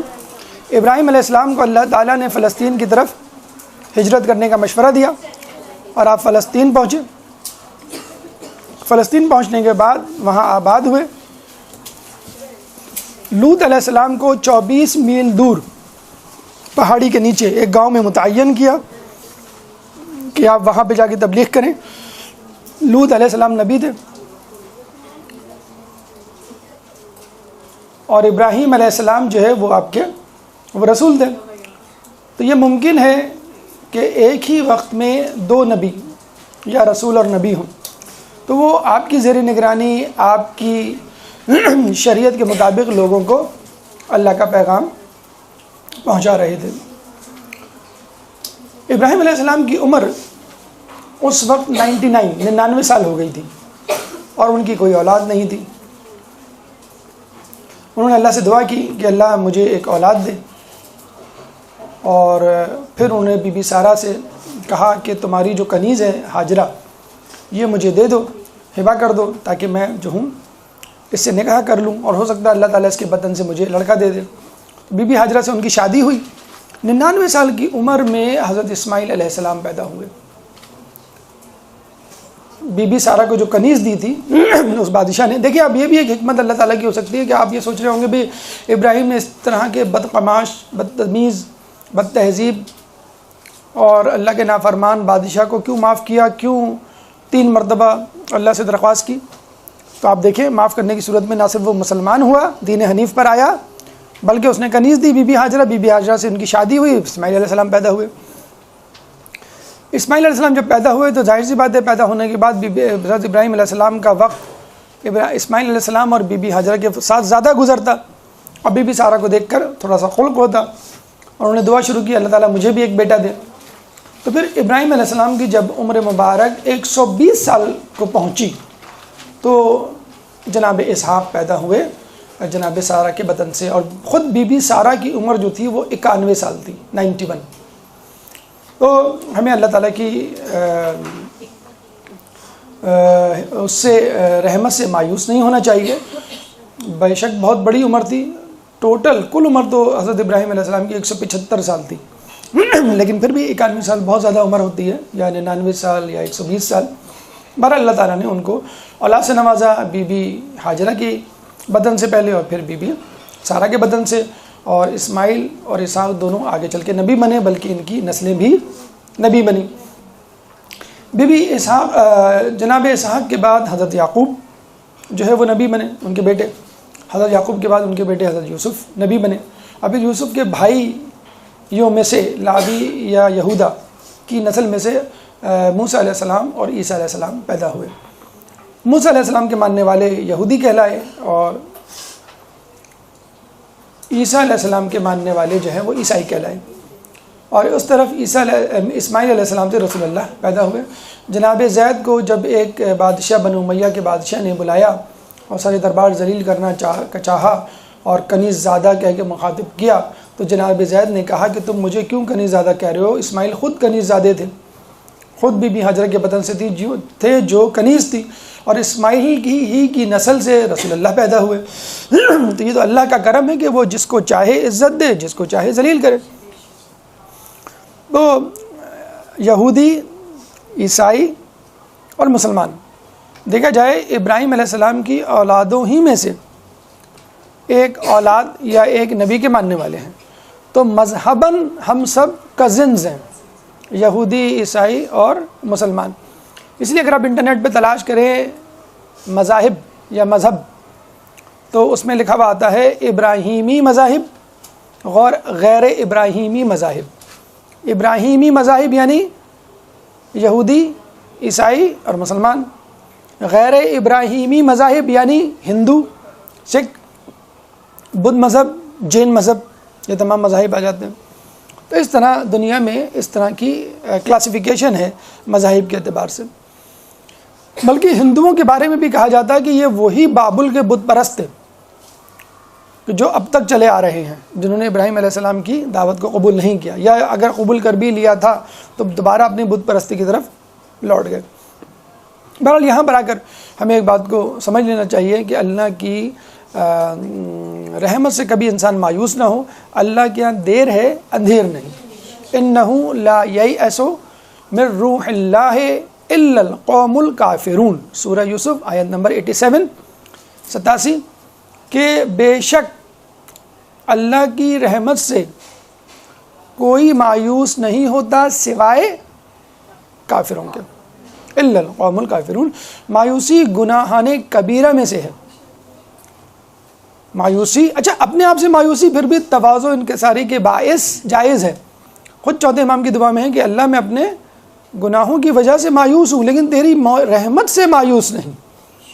خیر وہ تو گناہ نہیں کرتے ہوں گے، معصوم ہیں وہ، لیکن ہمیں دعا سکھا رہے ہیں کہ اس طرح دعا کرو کہ گناہوں کی طرف دیکھتا ہوں تو لگتا ہے کہ تو مجھے معاف نہیں کرے گا اپنے گناہوں کی طرف، لیکن جب میں تیری رحمت کی طرف دیکھتا ہوں، رحمانیت کی طرف، رحیمیت کی طرف، درگزر کی طرف، تو مجھے لگتا ہے کہ تو مجھے معاف کر دے گا۔ لیکن اللہ سے مایوس ہونا اللہ چاہتا ہی نہیں۔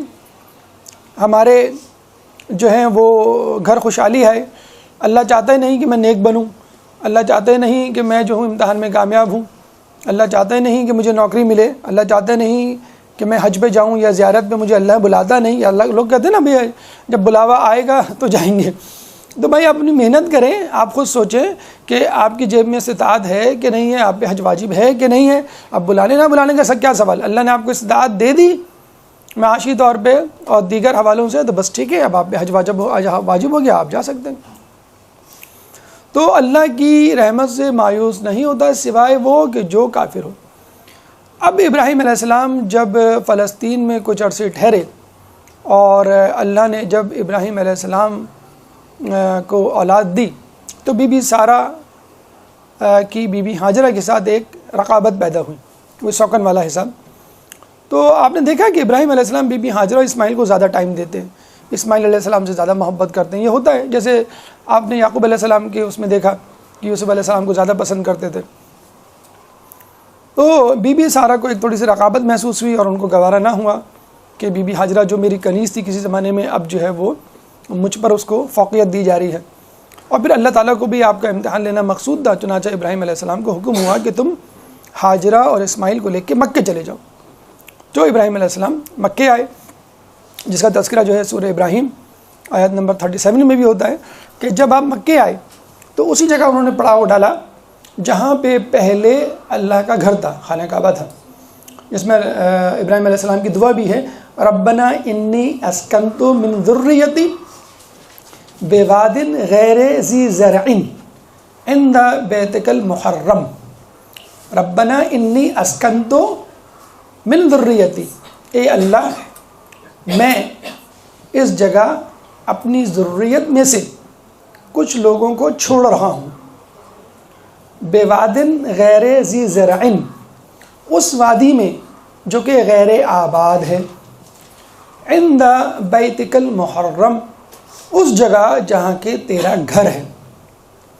یعنی اس کا مائنس پوائنٹ یہ تھا کہ وہاں آبادی نہیں تھی، سامان حیات نہیں تھا، پانی نہیں تھا، شجر نباتات حیوانات نہیں تھے، انسان کی بقا کا سامان نہیں تھا، مرنا یقینی تھا۔ لیکن یہ قیاس بھی تھی کہ اللہ کا گھر ہے اور اللہ کے گھر جو آئے وہ اللہ کا مہمان ہوتا ہے، جو اللہ کا مہمان ہو اللہ اس کو بھوکا نہیں جانے دے گا، اس کو مارے گا نہیں۔ تو ابراہیم کو یہ بھی جو ہے وہ آس تھی۔ ابراہیم علیہ السلام نے بی بی ہاجرہ اسماعیل کو وہاں چھوڑا.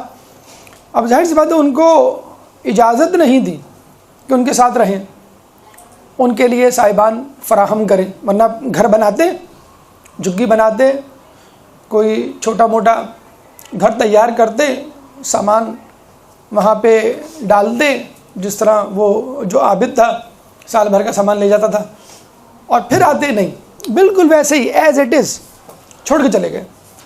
دیکھیں ابھی آپ کے رشتہ داروں میں سے کوئی نہ کوئی گیا ہوگا, دور دراز کے رشتہ داروں میں یا جاننے والوں میں حج پہ. آپ ان سے پوچھیں کتنی پریشانی ہو رہی ہوگی ان کو جاتے ہوئے کہ ہم جو ہیں وہ جا رہے ہیں تو ہمارے گھر والوں کا کیا ہوگا, ہمارے بچوں کا کیا ہوگا, یا بیوی جا رہی ہے تو یہ شوہر اور میرے بچے, یا شوہر جا رہے ہیں تو میرے بچے, یا میاں بیوی دونوں جا رہے ہیں تو بچوں کی فکر. حالانکہ ہم شہر میں رہ رہے ہیں, گھر ہے, کھانا پینا ہے, گاڑی ہے, اسکول ہے, رشتہ دار ہیں, پورا شہر بھرا ہوا ہے, کچھ نہیں ہوگا وہاں, کوئی بھی نہیں, آدم نہ آدم زاد. اور ابراہیم بس چھوڑ کے چلے جا رہے ہیں, فقط ایک دعا پہ ان دا بیتک المحرم, یہ تیرا گھر ہے. اور جب ابراہیم علیہ السلام چھوڑ کے جانے لگے تو مقام ذی طوا, توے سے مقام ذی طوا پہ پہنچے تو وہاں پہ ایک نشیب تھا. نشیب پہ جب اترنے لگے تو مکہ شہر اوجھل ہونے لگا. تو انہوں نے پھر جو ہے وہ دعا کی, رب اجعلنی مقیم الصلاۃ ومن ذریتی ربنا وتقبل دعا ربنا اغفر لی ولوالدی وللمؤمنین یوم یقوم الحساب. یہ سورہ ابراہیم کا ٹکڑا ہے, آیت نمبر 140-141. کیا ابراہیم علیہ السلام دعا مانگ رہے ہیں کہ رب اجعلنی مقیم الصلاۃ, اے اللہ مجھے نماز کا قائم کرنے والا بنا, ومن ذریتی, اور میری ذریت میں سے بھی, ربنا وتقبل دعا, اور اے ہمارے رب ہماری دعا کو قبول فرما, ربنا اغفر لی, اے اللہ میری مغفرت فرما, ولوالدی, میرے والدین کی مغفرت فرما, وللمؤمنین, اور مومنین کی مغفرت فرما, یوم یقوم الحساب, کس دن, یوم قیامت کے دن, یوم حساب کے دن.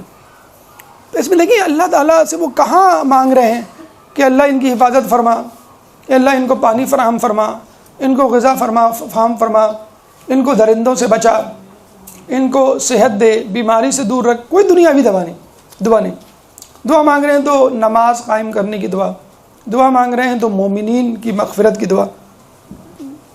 تو ابراہیم علیہ السلام دعا کر کے چلے گئے فلسطین.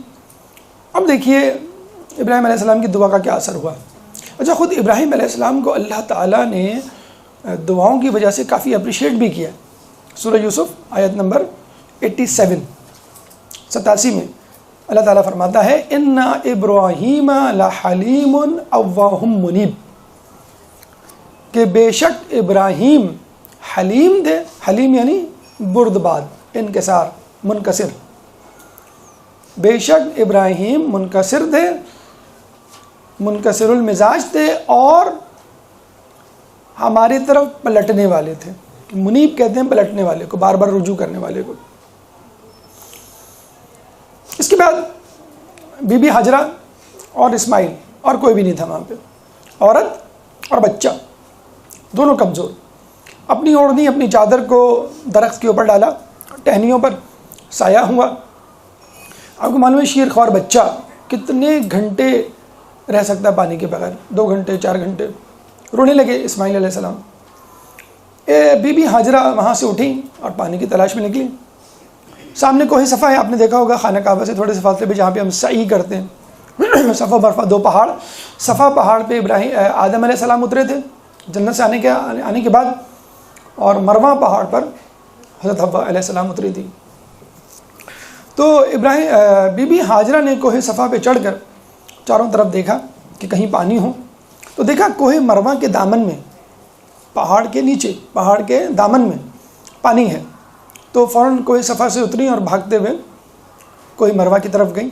جب وہاں جا کے دیکھا تو وہاں کچھ بھی نہیں, پانی نہیں. پھر دوبارہ وہ کوہ مروہ پہ چڑھی, چاروں طرف دیکھا تو پتہ چلا کہ کوہ صفا کے دامن میں پانی ہے. پھر وہاں سے اتری اور کوہ صفا کی طرف دوڑتی ہوئی چلی. کوہ صفا کے دامن میں پہنچی تو وہاں پہ پانی نہیں تھا. پھر کوہ صفا کی چوٹی پہ چڑھی, چھوٹے چھوٹے پہاڑ تھے 2, اور پھر وہاں چڑھ کے دیکھا چاروں طرف کہیں پانی نظر آئے تو پتہ چلا کہ پھر کوہ مروہ کے دامن میں پانی نظر آ رہا ہے، پھر اس کی طرف بھاگی، اس طرح 7 چکر لگائے۔ آپ نے فزکس میں ایک فنامنا پڑھا ہوگا، میراج، اردو میں سراب جسے کہتے ہیں، کہ یہ جو لیئرز ہوتی ہیں ہوا کی، وہ جب گرم ہو کے اوپر جاتی ہیں تو they become lighter medium, lighter medium ہوتی ہے اور نیچے ڈینسر میڈیم ہوتا ہے۔ تو لائٹ جب لائٹر میڈیم سے ڈینسر میڈیم کی طرف سفر کرتی ہے تو وہ نارمل کی طرف جھک جاتی ہے، ٹھیک ہے، اور ڈینسر سے لائٹر میڈیم کی طرف جاتی ہے تو وہ نارمل سے ہٹ جاتی ہے، جسے ہم ریفریکشن کہتے ہیں۔ تو لائٹ ریفریکٹ ہوتی ہے کہاں پہ؟ ڈیزرٹ میں، because of the different layers, lighter medium ہے ڈینسر میڈیم کی وجہ سے، کثیف واسطہ اور لطیف واسطہ، اب وہ ریفلیکٹ ہو کے دوبارہ ریفلیکٹ ہو جاتی ہے، اور انسان کو لگتا ہے کہ وہاں پانی پڑا ہوا ہے۔ اور یہ صحرا میں بیچاروں کے ساتھ بہت ایسا ہوتا ہے کہ جو لوگ صحرا میں سفر کرتے ہیں۔ بہرحال 7 مرتبہ چکر لگانے کے بعد ان کو اسماعیل علیہ السلام کی فکر ہوئی، یا تو ان کی آواز آنا بند ہوئی یا زیادہ بلند ہو گئی، وہ فکر مند ہوئی، واپس پلٹی تو پتہ چلا کہ اسماعیل علیہ السلام ایڑیاں رگڑ رہے ہیں اور وہاں سے پانی کا ایک چشمہ ابل رہا ہے، جس کو دیکھ کے انہوں نے کہا زم زم، یعنی رک جا رک جا، اور وہ ایسا چلا، ایسا جاری ہوا کہ اب تک جاری ہے۔ اس کو دیکھ کے اللہم صلی علی محمد وعلی محمد،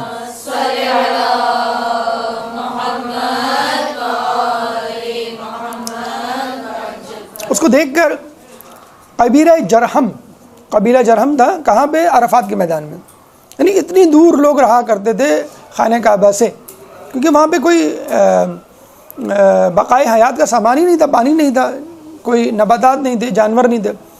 وہاں سے قبیلہ جرہم اٹھ کے یہاں پر آیا اور ان سے درخواست کی کہ آپ ہمیں پانی دے دیں، پانی دے دیا گیا۔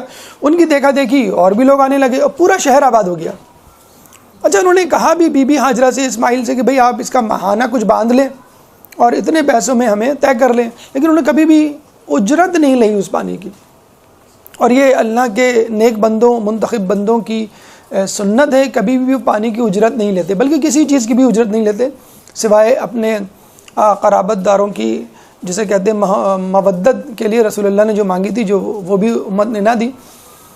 آپ کو یاد ہوگا جنگ صفین میں جب مولا علی کے لوگوں نے، ساتھیوں نے قبضہ کیا تھا دریائے فرات پر، تو اس میں سے پانی خود بھی استعمال کیا اور حاکم شام کی فوج کے سپاہیوں کو بھی دیا۔ حاکم فوج کے سپاہیوں نے جب قبضہ کیا تو اپنے لوگوں کو تو پانی دیا، لیکن مولا کے ساتھیوں کو پانی نہیں دیا۔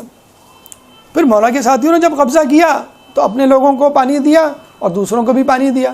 اس طرح کئی مرتبہ ایک دوسرے کا قبضہ ہوا۔ جب بھی مولا کے لوگوں کا قبضہ ہوتا دریا پہ، نہ صرف یہ کہ وہ خود پانی لیتے، دوسروں کو بھی دیتے، اور جب ان کا قبضہ ہوتا تو جو ہے وہ پانی بند کر دیا جاتا۔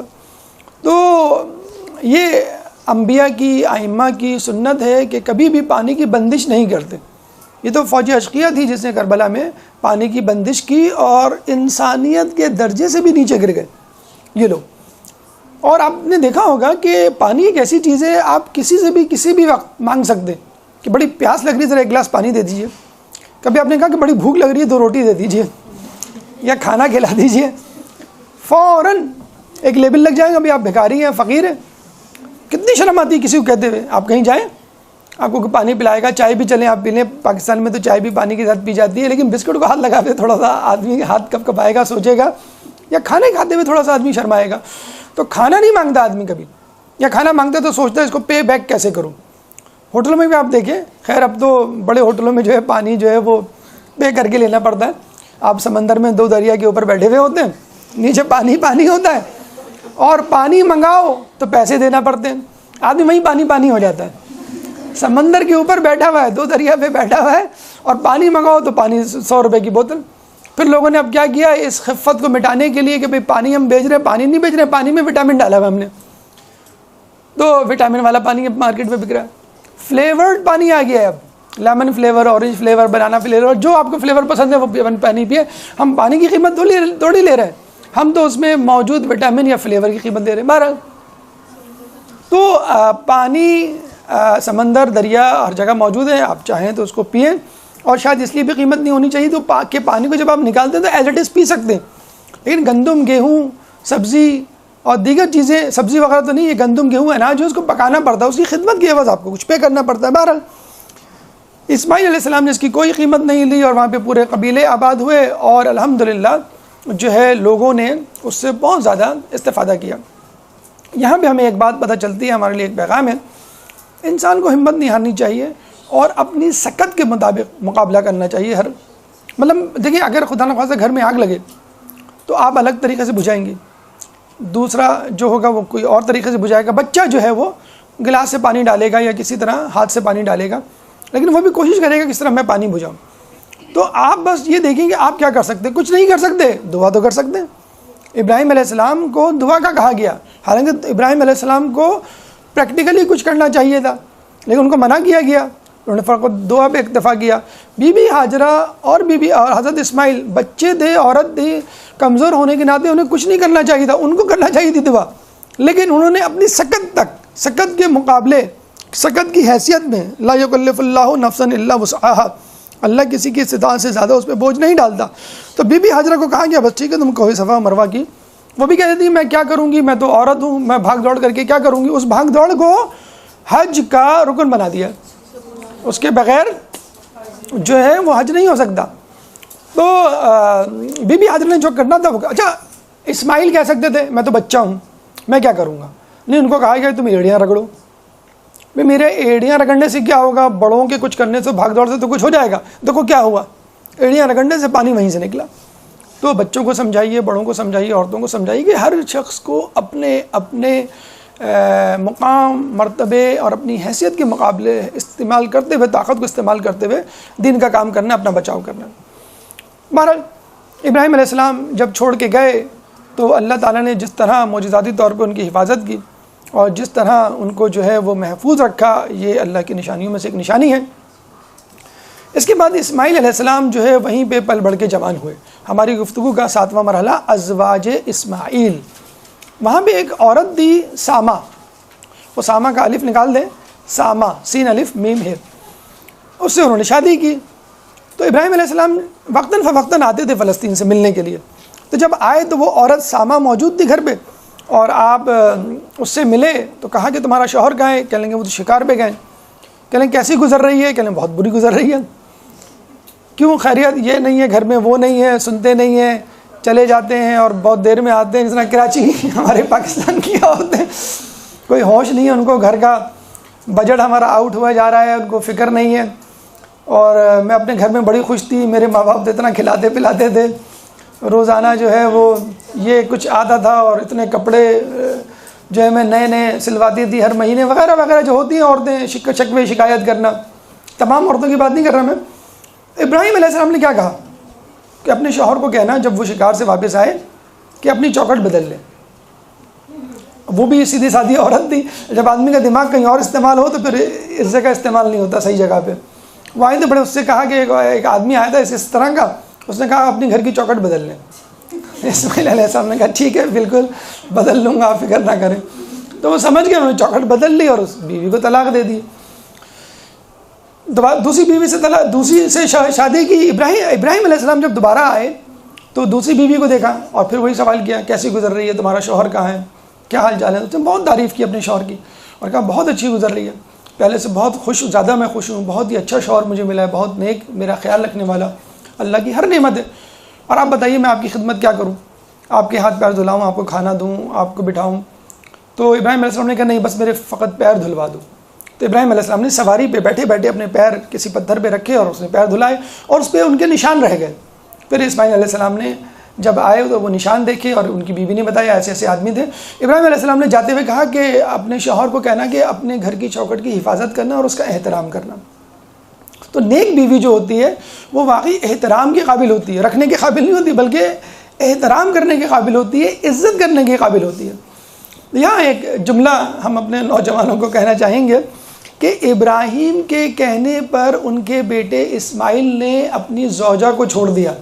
ہمارا نوجوان والدین کے کہنے پہ اپنی محبوبہ کو چھوڑنے کے لیے تیار نہیں ہوتا، وہ بیوی بن چکی ہے، اس کو طلاق دینے کے لیے وہ تیار ہے، اور ایک لڑکی جو بیوی نہیں بنی اس میں ہزار خامیاں کیڑے ہیں، اور آپ کے والدین کہہ رہے ہیں اور آپ جو ہیں وہ تیار نہیں، والدین کو چھوڑنے کے لیے تیار ہیں۔ بہرحال اس کے بعد جو ہے اللہ تعالیٰ نے ابراہیم علیہ السلام کو خانہ کعبہ بنانے کا حکم دیا. اچھا، خانہ کعبہ وہاں پہلے بن چکا تھا، آدم علیہ السلام نے بنایا تھا، نوح علیہ السلام کے زمانے میں ان کے طوفان میں وہ بہہ گیا تھا. جبرائیل نے اتر کے پوری باؤنڈری وال ان کو بتائی کہ بھئی یہ حدود ہیں اور اس طرح آپ بنائیے. ابراہیم علیہ السلام نے اسماعیل علیہ السلام کی مدد سے بنانا شروع کیا، اور اس کا تذکرہ جو ہے وہ قرآن میں بھی موجود ہے. سورہ بقرہ آیت نمبر 127، وَإِذْ يَرْفَعُ إِبْرَاهِيمُ الْقَوَاعِدَ مِنَ الْبَيْتِ وَإِسْمَاعِيلُ رَبَّنَا تَقَبَّلْ مِنَّا إِنَّكَ أَنْتَ السَّمِيعُ الْعَلِيمُ. وَإِذْ يَرْفَعُ إِبْرَاهِيمُ الْقَوَاعِدَ، اور جب ابراہیم بلند کر رہے تھے اللہ کے گھر کے ستونوں کو، اور اسماعیل بھی، وَإِسْمَاعِيلُ رَبَّنَا تَقَبَّلْ مِنَّا إِنَّكَ أَنْتَ السَّمِيعُ الْعَلِيمُ، اے اللہ ہمارے اس نیک کام کو اپنی بارگاہ میں قبول فرما. اور اس کے بعد جبرائیل علیہ السلام اترے اور آپ کو جو ہے حج کے مناسک سکھائے اور سمجھایا، سعی، رمی، طواف، مزدلفہ، منا اور عرفات کے احکامات. اور پھر انہوں نے جو ہے آواز دی لوگوں کو کہ لوگوں حج کے لیے آؤ، اللہ کا گھر تیار ہو چکا ہے. تو یہ ایک بہت بڑا اعزاز ہے جو ابراہیم علیہ السلام کو ملا کہ جو حج موقوف ہو چکا تھا، اللہ کا گھر جو پہلے بہہ چکا تھا، ابراہیم علیہ السلام نے اس کو دوبارہ تعمیر کیا. یہاں پہ ایک بات ذہن میں رکھیں اور آپ نے غور بھی کیا ہوگا، یہ جو آیات کا ٹکڑا ہے ربنا تقبل منا انک انت السمیع العلیم، دیکھیں اللہ کے نبی، اللہ کے محبوب، اللہ کے خلیل، اور اللہ نے ان کو حکم دیا کہ تم خانہ کعبے کی تعمیر کرو. اور جب اللہ تعالیٰ کے کہنے کے مطابق انہوں نے گھر کی تعمیر کر دی تو ان کو کہنا چاہیے اللہ میں نے تیرے گھر کی تعمیر کر دی. انہوں نے کے باوجود کہا ربنا تقبل منا انک انت السمیع العلیم، کہ اے رب، ہمارے رب ہماری نیکی کو قبول فرما.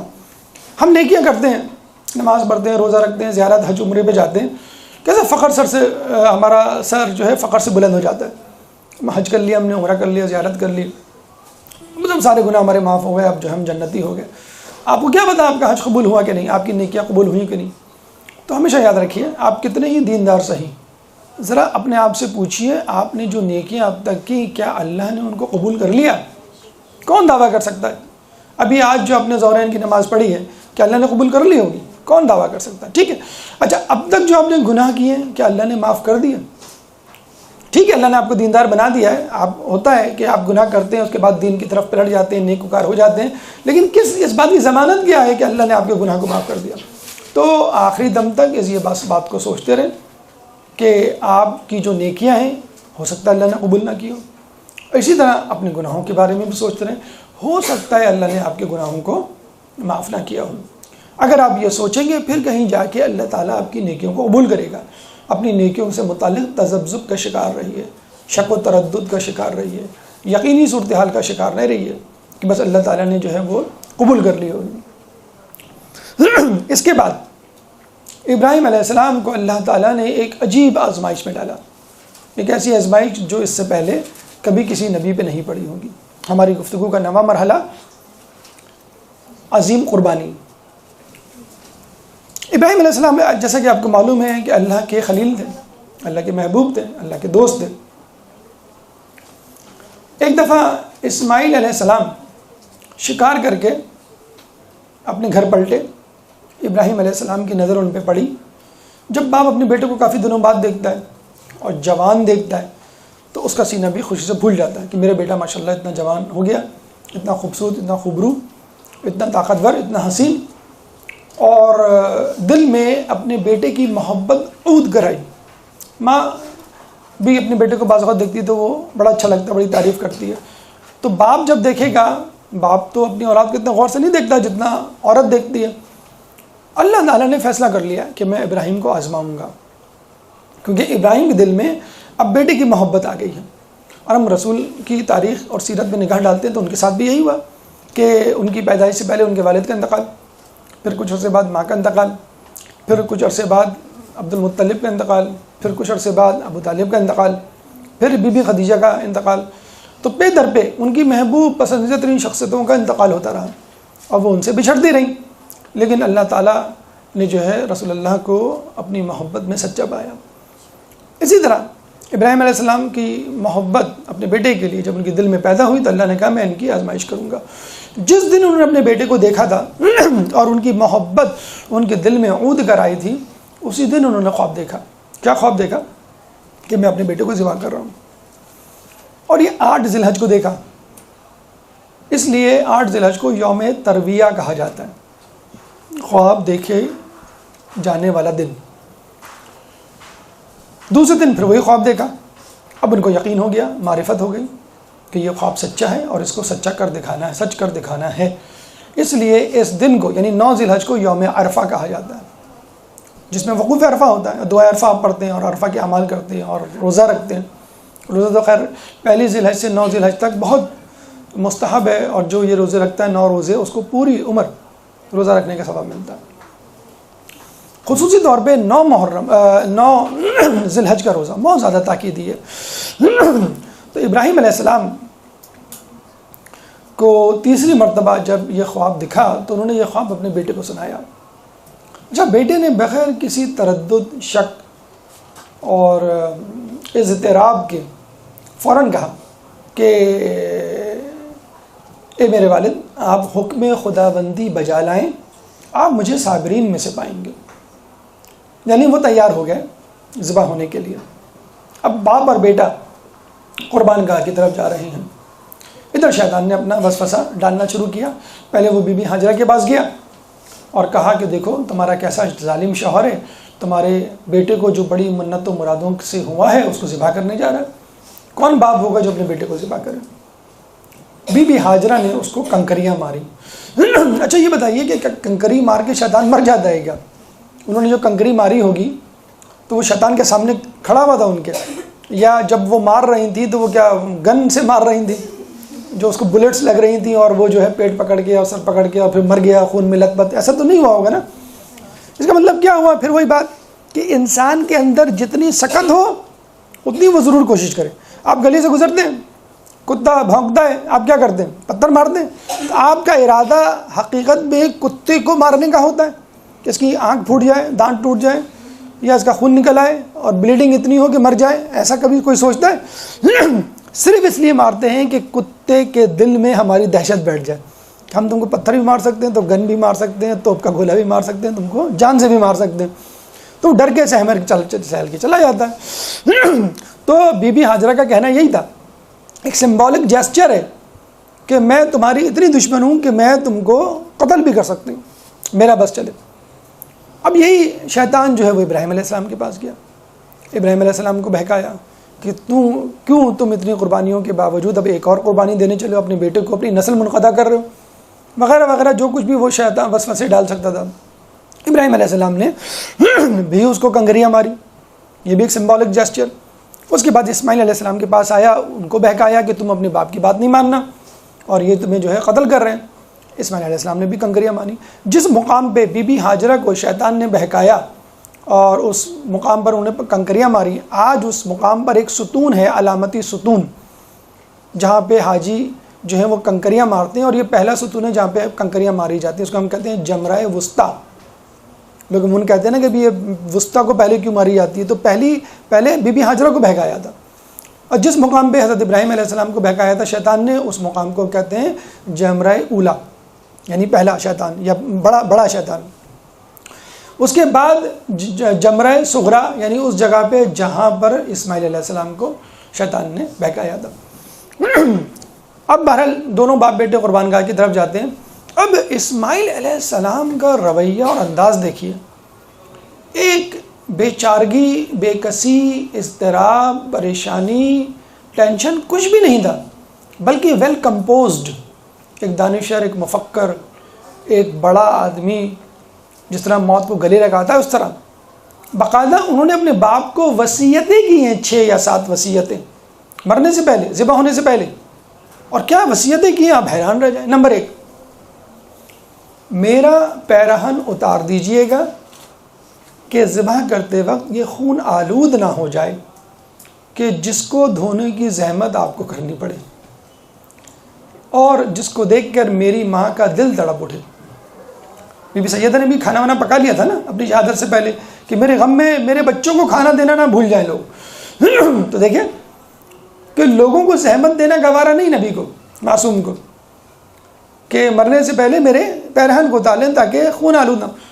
پھر نمبر 2 وصیت، مجھے اپنا پیرہن پہنا دیجئے تاکہ آپ کے پیرہن کی خوشبو سے میرے اندر ایک عزم مصمم اور استقامت پیدا ہو، آپ کے پیرہن کی خوشبو سے۔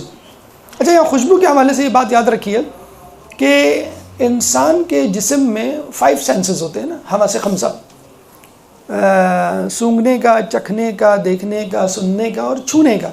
لیسٹ ڈیولپڈ سینس از دا olfactory سینس۔ کون سا سینس؟ اسمیل سینس، سب سے لیسٹ ڈیولپ ہے انسان میں۔ آپ دیکھیں کہ پیغمبر کے سونگھنے کا سینس کتنا پیک پہ تھا کہ آپ کے کرتے، آپ کے لباس کے سونگھنے سے مجھ میں استقامت پیدا ہو۔ یعقوب علیہ السلام کہتے ہیں مجھے اس جگہ سے یوسف کی خوشبو آ رہی ہے، پتہ چلا کہ ان کا کرتا آیا تھا۔ رسول کہتے ہیں کہ مجھے یمن کی طرف سے خوشبو آ رہی ہے، اویس قرنی کی خوشبو تھی وہ۔ حسن حسین جب داخل ہوتے ہیں کمرے میں تو کہتے ہیں ہمیں نانا کی خوشبو آ رہی ہے، تو بیوی بتاتی ہے نانا جو ہے وہ چادر کے نیچے ہیں۔ تو قوت مشام، یہ olfactory سینس لیسٹ ڈیولپ ہوتا ہے، لیکن اللہ کے منتخب بندوں میں بالکل پیک پہ ہوتا ہے، ویل ڈیولپڈ ہوتا ہے۔ 5 سینسز میں لیسٹ ڈیولپ olfactory ہے اور سب سے زیادہ آنکھ کا ہے۔ ویژول سینسز سب سے زیادہ ویل ڈیولپڈ ہے۔ اس کے بارے میں چھٹے امام نے بھی کہا ہے کہ شیطان کے تیروں میں سے ایک تیر۔ تو آپ خود اندازہ لگا لیجئے کہ جن لوگوں کا، اللہ کے منتخب نمائندوں کا olfactory سینس یا قوت شامہ اتنی زیادہ طاقتور ہو تو ان کی قوت سماعت کتنی طاقتور ہوگی، اور ان کی قوت بصارت کتنی طاقتور ہوگی، کتنی دور تک وہ دیکھنے کی صلاحیت رکھتے ہوں گے۔ تو اسماعیل علیہ السلام نے ان کو پہلی نصیحت یہ کی، وصیت میرا پیرہن اتار دیں، دوسری وصیت اپنا پیرہن پہنا دیں، تیسری وصیت یہ کی کہ میرے ہاتھ پیر کس کے باندھیے گا کہ میں ہل نہ سکوں، تڑپ نہ سکوں، اور میرے تڑپنے کو دیکھ کے آپ کے دل میں ایک رحم کا جذبہ نہ پیدا ہو جائے۔ چوتھی وصیت یہ کی کہ میرے گلے پہ چھری آہستہ آہستہ چلائیے گا تاکہ موت کی لذت کو محسوس کر سکوں۔ ہم کیا کہتے ہیں بھئی جانور کو جب تیز چھری سے ذبح کرنا، فوراً ذبح کرنا، دیکھو تکلیف نہ ہو، زیادہ دیر تک نہ تڑپے، اور وہ کیا کہہ رہے ہیں اسماعیل کے دیر تک آرام سے آہستہ آہستہ چھری چلائیے گا، میں موت کی لذت کو محسوس کر سکوں۔ بالکل ڈر خوف نام و نشان نہیں ڈر خوف کا۔ پھر کہتے ہیں کہ مجھے سجدے کی حالت میں ذبح کیجیے گا تاکہ میں آپ کو دیکھ نہ سکوں اور آپ میری آنکھوں میں آنکھیں ڈال کے نہ دیکھ سکیں اور یہ نہ کہہ سکیں اور آپ کے دل میں میرے لیے رحم نہ پیدا ہو جائے۔ پھر یہ وصیت کی کہ آپ آج کے دن میری ماں کے پاس مت جائیے گا، ایک دن ٹھہر کے جائیے گا، شاید وقفہ ان کے غم کی شدت کو کم کر سکے۔ اور ساتویں وصیت یہ کی کہ جب آپ جائیں تو میرے کرتے کو ساتھ لے جائیے گا کہ اگر وہ مجھ کو نہ پا سکے تو کم از کم میرے کرتے کو دیکھ کے ان کو آرام آ سکے۔ یہ کہہ کے ان کو قربان گاہ کی طرف وہ لے گئے۔ ابراہیم علیہ السلام نے اپنی آنکھوں پہ پٹی باندھی اور ذبح کرنا شروع کیا۔ ابراہیم علیہ السلام ذبح کرتے لیکن کچھ بھی نہ ہوتا، چھری چلاتے گئے لیکن اسماعیل علیہ السلام ذبح ہونے کا نام نہیں دیتے۔ ان کو پریشانی ہوئی، غصے میں آ کر انہوں نے چھری کو پٹخ دیا کہ تو میری بات کیوں نہیں مانتی، میرا کام کیوں نہیں کرتی جو میں کرنے جا رہا ہوں، اسماعیل کو ذبح کیوں نہیں کرتی؟ تو چھری سے آواز آئی کہ خلیل کہتا ہے کہ کاٹو اور جلیل کہتا ہے کہ نہ کاٹو۔ اللہم صلی علی محمد و آل محمد۔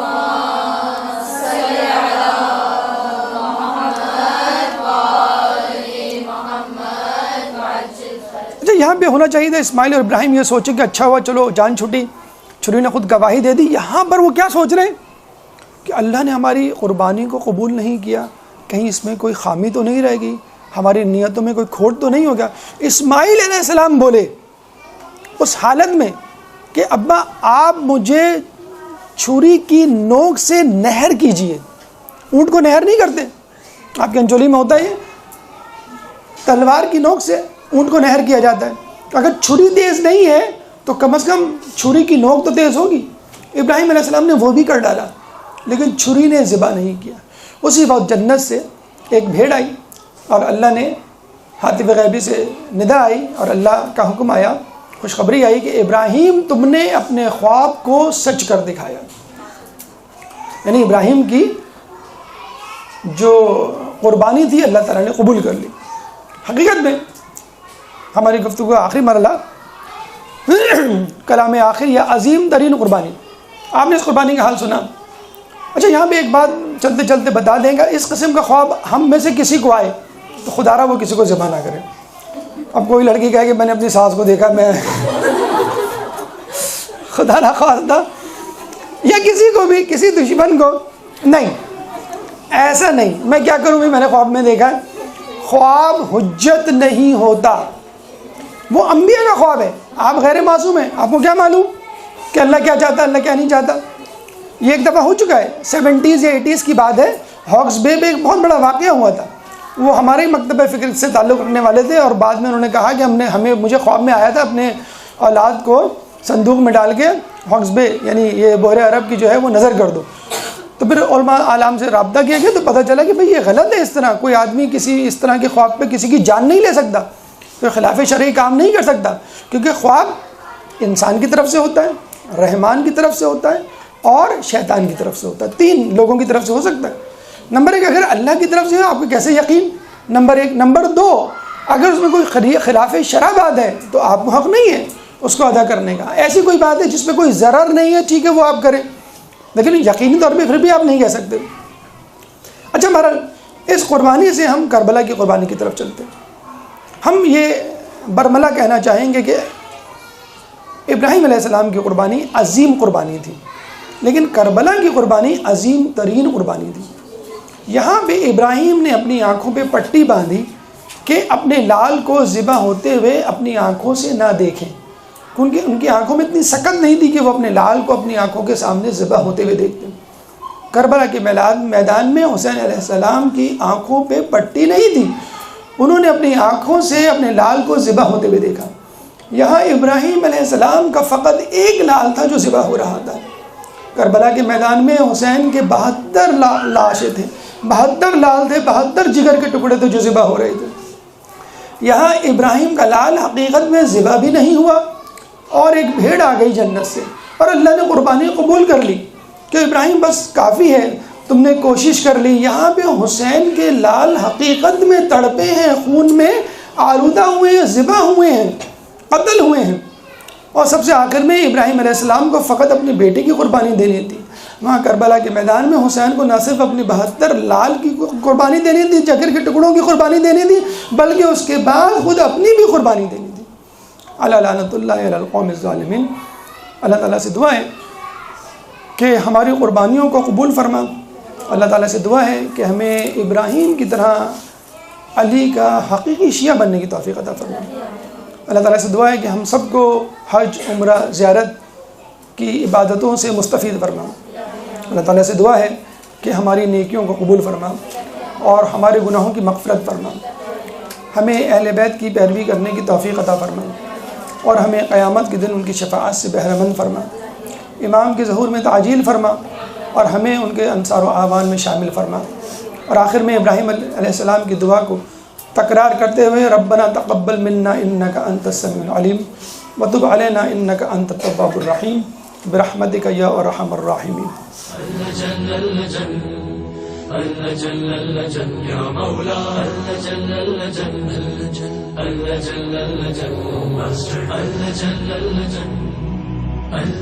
يا صاحب السماء